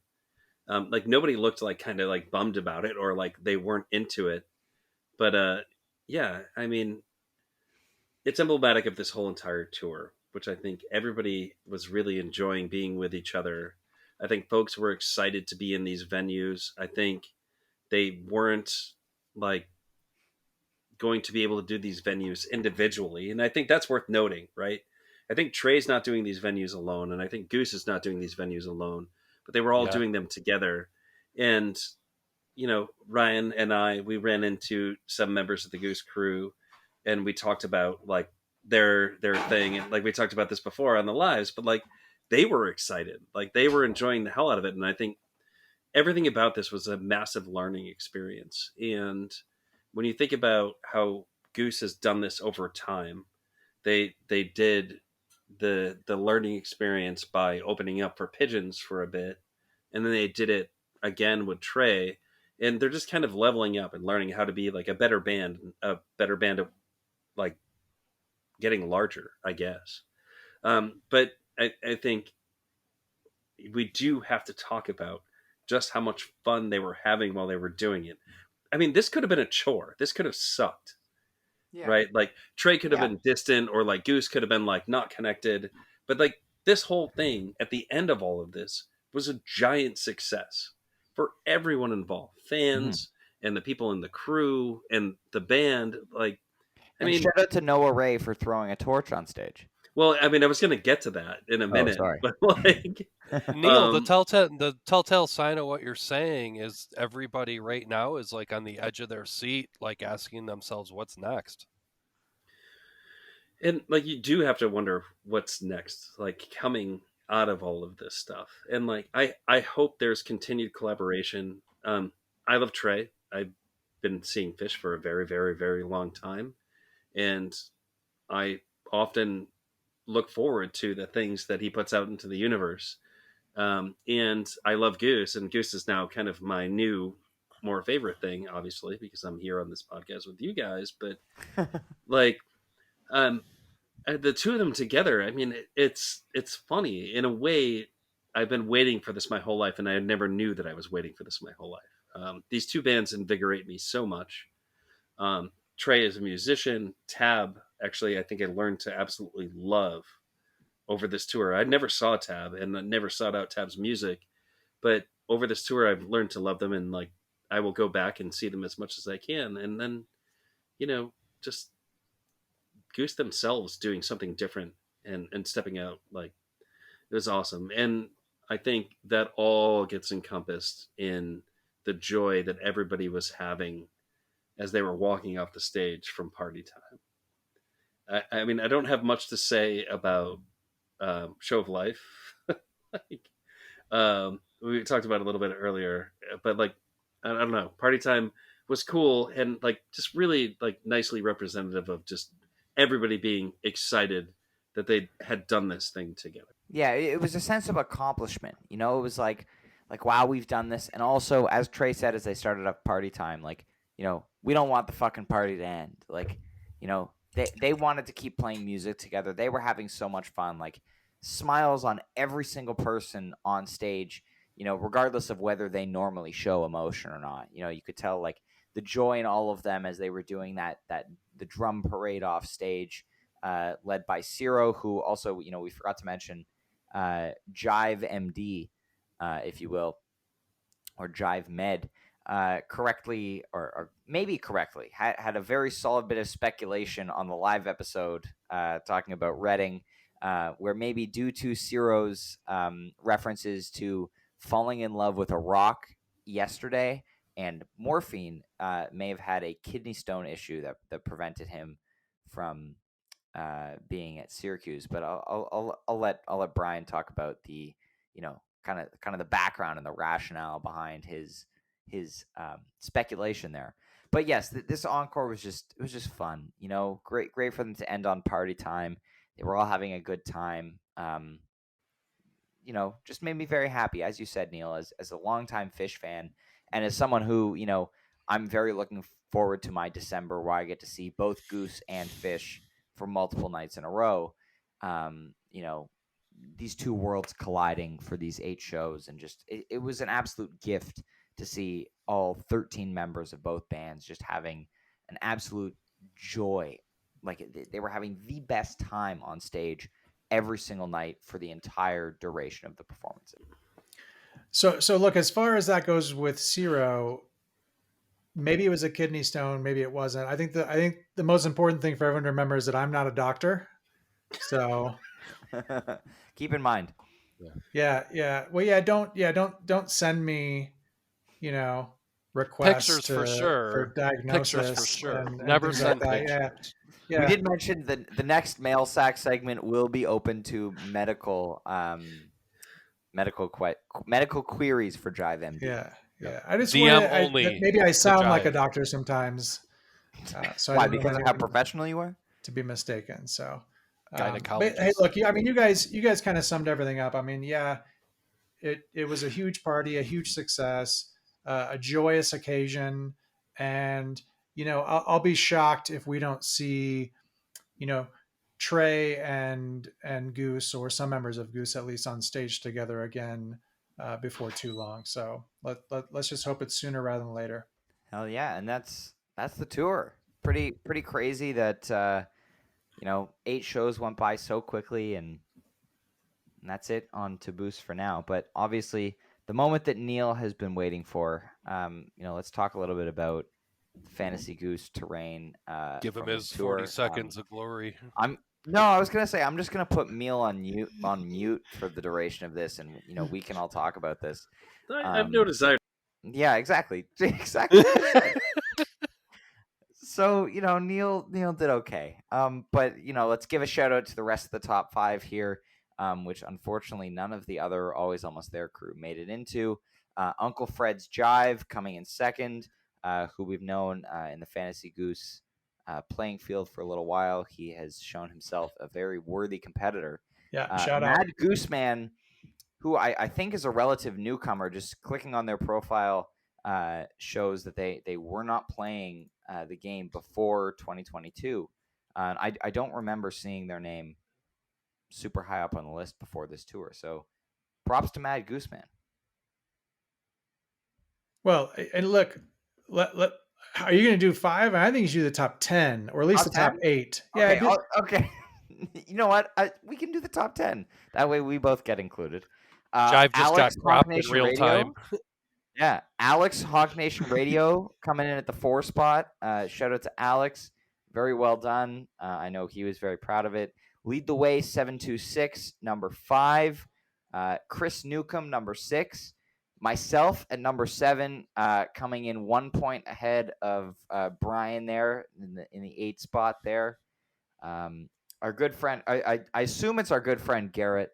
But you know, there's no last name. It's just Garrett. So unless there's another Garrett playing, No, that's shout out to Garrett. Shout out to Garrett. You know, very very good friend of the pod, coming in number 9, and then our Fantasy Goose rival Corey Manicone in the 10 spot. Is But yeah, what happened to Corey? Did he forget to put picks in one or two nights, or listen, D finished outside of the top 10. That's pretty low for him. We didn't perform as well as we normally do. Neal, you're still on mute, man. He's I'll give still a shout. muted, Let me man. give a Take shout care of out. your tuning. I also want to Yeah. give a quick shout out to Family Man Zach Straw coming up just outside the top 10. It was kind of battling for the tour. And yeah, then we had D kind of right there behind Zach. So yeah, Who a had lot the of most familiar fun? faces. Who had the most You fun? did. I That's think Kev. Neal had the most fun, unfortunately. Nah. Okay, Neal, That's not Neal, we'll give fun. you your No. platform now if you want. No, I So want to say a no, few but- things. No, 40 seconds on the clock. So on the clock, 40 seconds. So I will say this about Fantasy Goose. It is a fun thing, and I really enjoy Fantasy Goose. I enjoy playing with everybody. It gives us an opportunity to think about this music in a critical way and then give each other a hard time, which I think is really, really fun. I think It's frivolous and for a fun. while there, I was winning a lot, and like nobody was really talking about it. So I ramped up the trash talking. I exclaimed that I was the greatest in hopes that you all would rise up. And some of you did. Shout out to Corey Menacone, who was like giving me a very much like heart attack. That's Leading your up to 40 seconds, Neal. Just this so you last show. No, I got more. So, and no, it's awesome. And I really do think Fantasy Goose is an awesome thing. And shout out to Jason Friedlander for putting this all together. I love thinking about Goose music, and this is another opportunity to think about that and actually compete with my friends that I enjoy. The other cool part is that I always win, so like that's cool too. But no, this tour was super fun, and no, I enjoy the hell out of the Fantasy Goose aspect of this whole entire thing, which like we can do this and not think about it and not think about like jam music as a competition, but like It's more fun. I do have fun with it, and also it's just like super fun beating jive. I mean, like I just gotta like take a moment to say. So I actually have something. I mean, pretty serious that I wanted to say, Neal. So you're gonna feel bad because look, I mean, I just wanted to say, I mean, look, we give Neal a hard time about some of the fantasy stuff, but here's the thing: I know how valuable the time spent with his brother is, and I know how I know how much that means to these guys. And so look, I mean, if Fantasy Goose is that outlet, then I hope they keep doing it. Neal stands on the shoulders of brothers. I mean, hey, like Collusion. we wouldn't have had like the Black Crows or Oasis without brother collaborate the Allman Brothers. See, this is how it starts. This is how it starts. He just starts justifying the collusion with other people on his wins, and now they're just more asterisks being added to your victories. You can question the legitimacy of my victories, but like I'm really honestly 8 1-set performances. That's a big asterisk there. This was a hard tour to actually win at, and like I will say that I think I was incredibly lucky by just throwing out guesses as to what the most probable songs were that they were going to play, and I think it shook out. So I'm happy about it. No, man, you crushed it. So major props. So I mean, look, just to look forward. Because you're really only champion for one day, and now we all turn the page. So no time to celebrate. But yeah, so we've got 5 shows on the calendar for the rest of the year. I don't know what the official thing is going to be, but I'm assuming those 5 shows get lumped together, and maybe we call that a holiday tour or something. I don't know, but there is something else on the line still this year, and that's just your overall 2022 points champion, which Neal is now taking a little bit of a nice lead heading into these final 5 shows. So yes, and as we discussed in our fall tour recap, that's kind of between you two guys and not really anybody else. So I'm excited to see how that shakes out. Brian, I'm really hoping you pull off the upset here. I'm only calling it an upset because Neal is currently winning. I'm just letting Neal know that I don't think that he is the favorite in this matchup. You said it. You said it. Hey, it's a wide margin. Anything can happen. You never know what's going to happen when this band plays. Next time they play, we have no idea what they're going to play, right? But next time Goose reset. plays, all 5 representatives, all 5 co-hosts from Always Almost There are going to be there. So for those of you who are going to be at Goosemas, please make sure you say hello to all 5 of us. We love saying hi to people. Hot Tub Podcast. Yes, we will be doing day after show broadcasts live from Colorado. We are going to have a space. It's going to be beautiful. It's going to be a great time in December. I'm very excited. My first Arebelo show. But before we move into our final segment, which I know Kev has been very excited for, so we'll let him intro that when we get there. But a lot of what we do here at Always Almost There is talk about jam rankings, and obviously we're going to be facilitating the 2022 Jam of the Year bracket come January or January, if you will. I just thought that it's not. That's very nice. Good. Clever. Nice, really? I thought it was No, it's very not. good. But I think from this tour there are maybe 3 jams that make my current playlist, and we're not going to go too deep into non-TABoose playlist contributions now. Look forward to that. If you are interested in contributing to help seed the 2022 Jam of the Year bracket, start putting together on Nugs your playlist of your top 64. We've been keeping them all year. We are very, very excited to be crowd seeding it this year. So around the time of Goosemas, just after Goosemas, we're going to be distributing some seating spreadsheets for people to start entering their rankings on. So start putting yours together now. Start thinking about what your top 64 might look like. We are very excited to have lots of people get involved, give their input on what this year's bracket is going to look like. For me personally, I've got that All I Need with Trey from Portland. That's my number 9 jam of the year right now. I've got the Modavon from Glens Falls towards the lower echelon of the top 64, and I'm a little bit undecided on whether there may be 1 or 2 other Trey jams that are going to make it on there. But I'm looking forward to seeing how this shakes out. Brian, what about you? So I've got the All I Need with Trey for sure. Mhm. And then I would say I think both Madavans might find their way into my 64. I mean, that's not totally decided yet. This old C might have an outside shot, sliding in towards the bottom.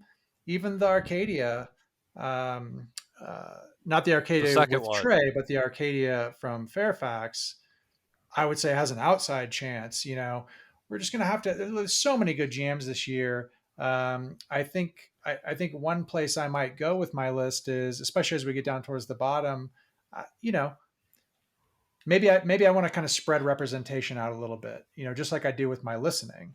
So, while some of these jams are good, I mean, there's a lot of long arrows. There's a lot of long rosewoods. So I think, I think down there, especially at the bottom of the 64, I think there's going to be a lot of movement still. And yeah, I'd like to see some of these Trey songs make their way in. I think it'd make for interesting voting and probably some lively conversation. I'm going to kind of echo Jive. I mean, the interesting thing about this tour is that this is not what Goose normally does, right? So if we're thinking about jams of the year, there's not going to be a whole ton that's going to enter into my jam of the year bracket, simply because the jams are abbreviated. They're trying to fit into a 90-minute set and things like that. But there are a few things that kind of stand out. I think of like Lowell Drive, which maybe is kind of on the outside looking in.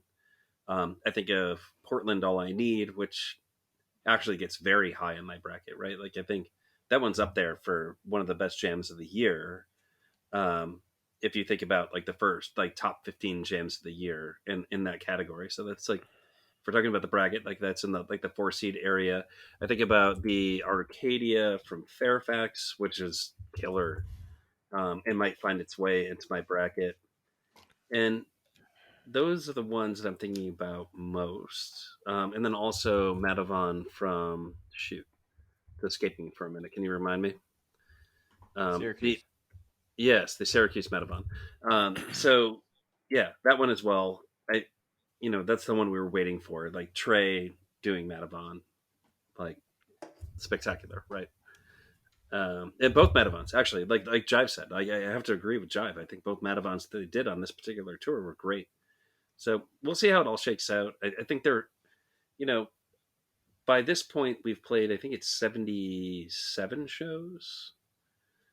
Correct me if I'm wrong, but I mean that's a lot of shows. So if you take 8 shows, they're only playing one set.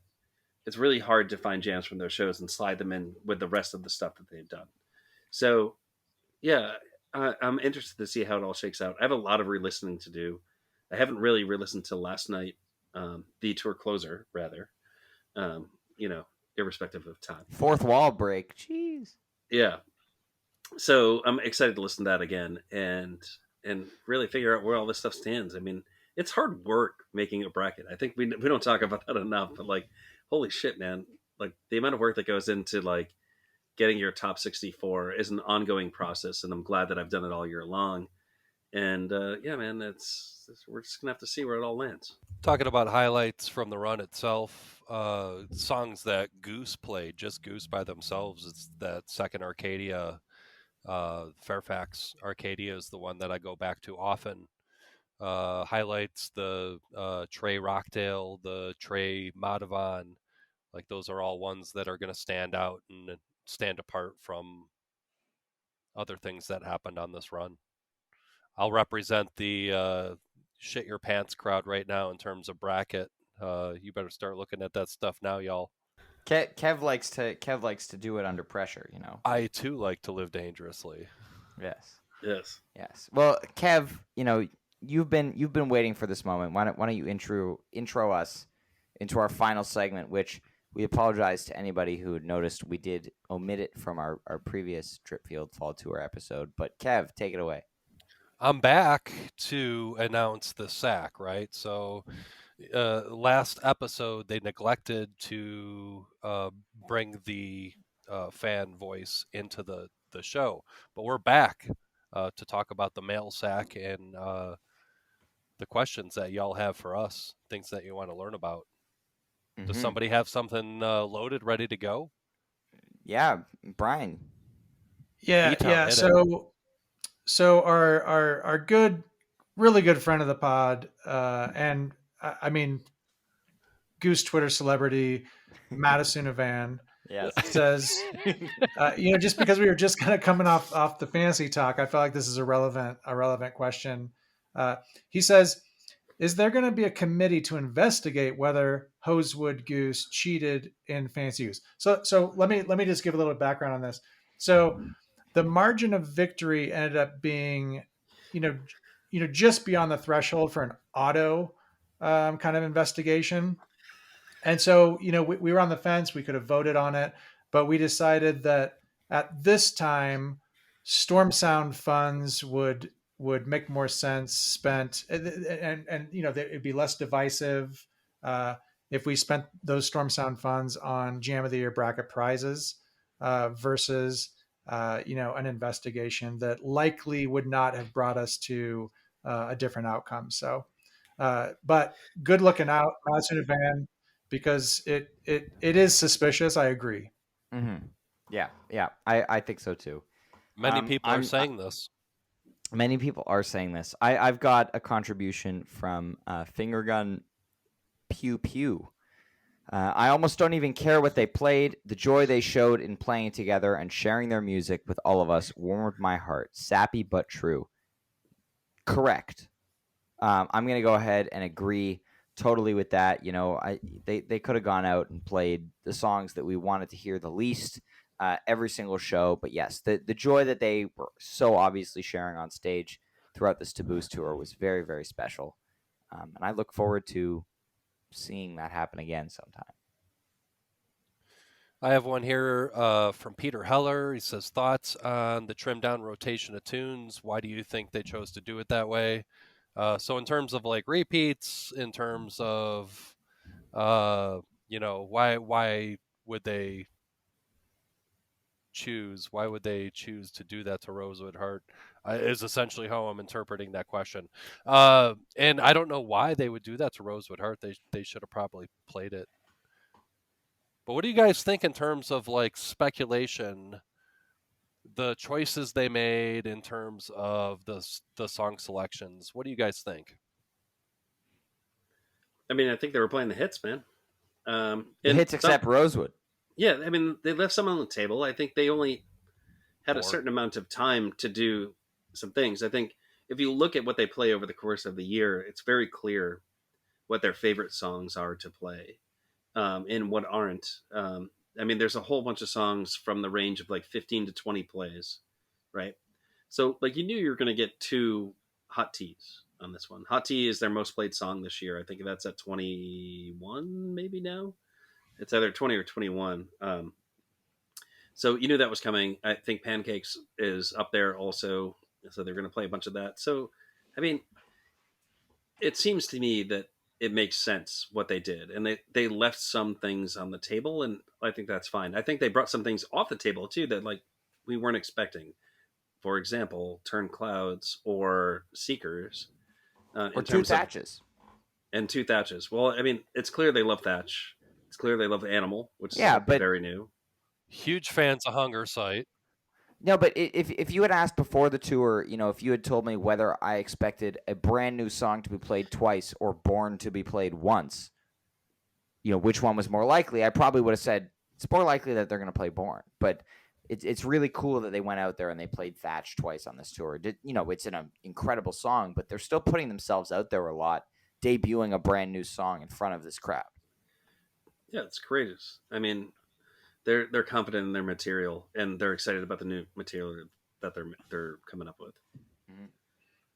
Mm-hmm. All right, so I've got one, and I think this is a good one to end on the sack, unless somebody else has something else they want to do from the sack. No, Brian, go ahead.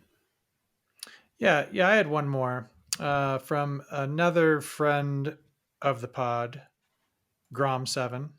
He says, how are we handling the guested performance in the Jam of the Year 2022 bracket? He says, as a suggestion, what if you put all of the guest appearances in one region, so then the final 4 doesn't get flooded somehow with these guest sit-ins? So, I mean, look, I think part of the reason that we're gonna try to get more people involved with crowd seating this year is because we want to dictate as little as possible what people's ideas are of Jam of the Year. And so, I think we've agreed already that, I mean, look, we keep it open to everything.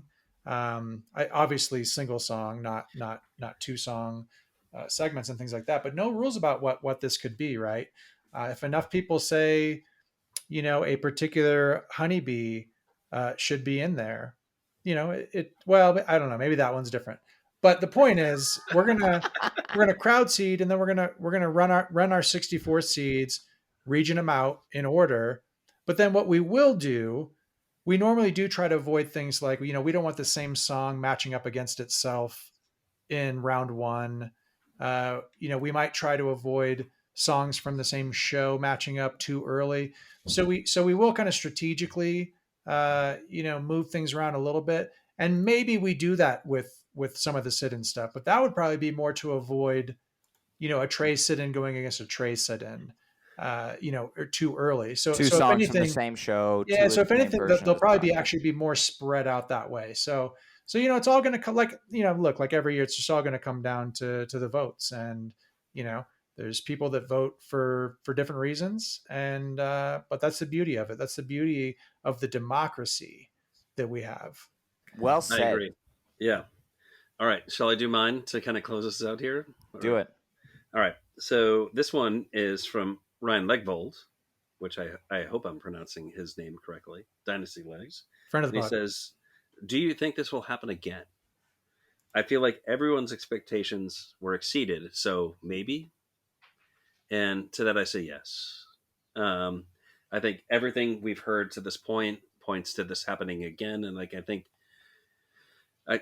I'm hopeful that it does happen again. I think when they do get together again, we can expect even more. I think my expectations were exceeded. If we think about where I was thinking, 5 minutes before the set started at Portland, my expectations were exceeded. And band members have alluded to the fact that this is happening again. Not band members, plural, but like at least Jeff said, for now, this is done. So I hope it does happen again. I think everything that happened as a result of this collaboration was really awesome.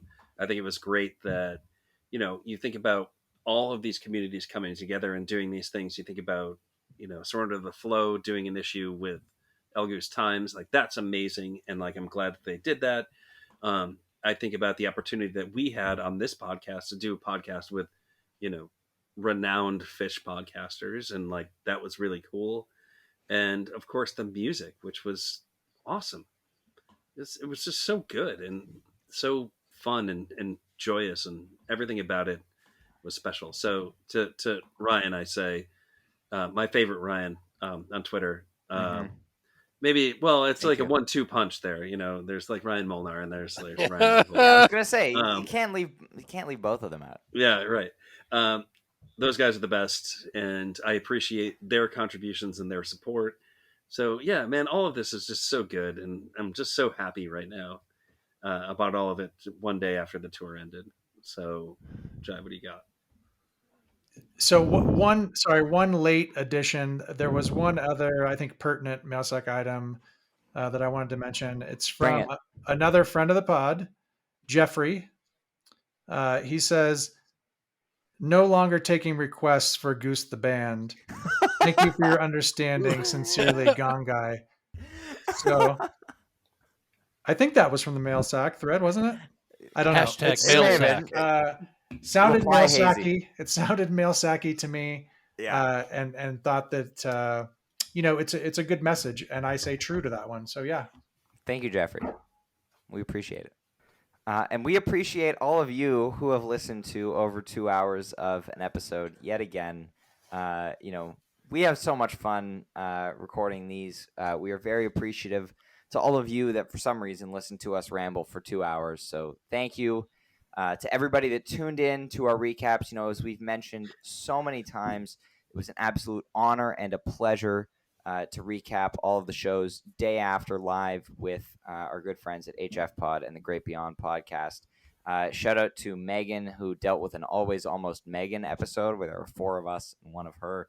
It's a lot of banter to put up with, and she held her own very well.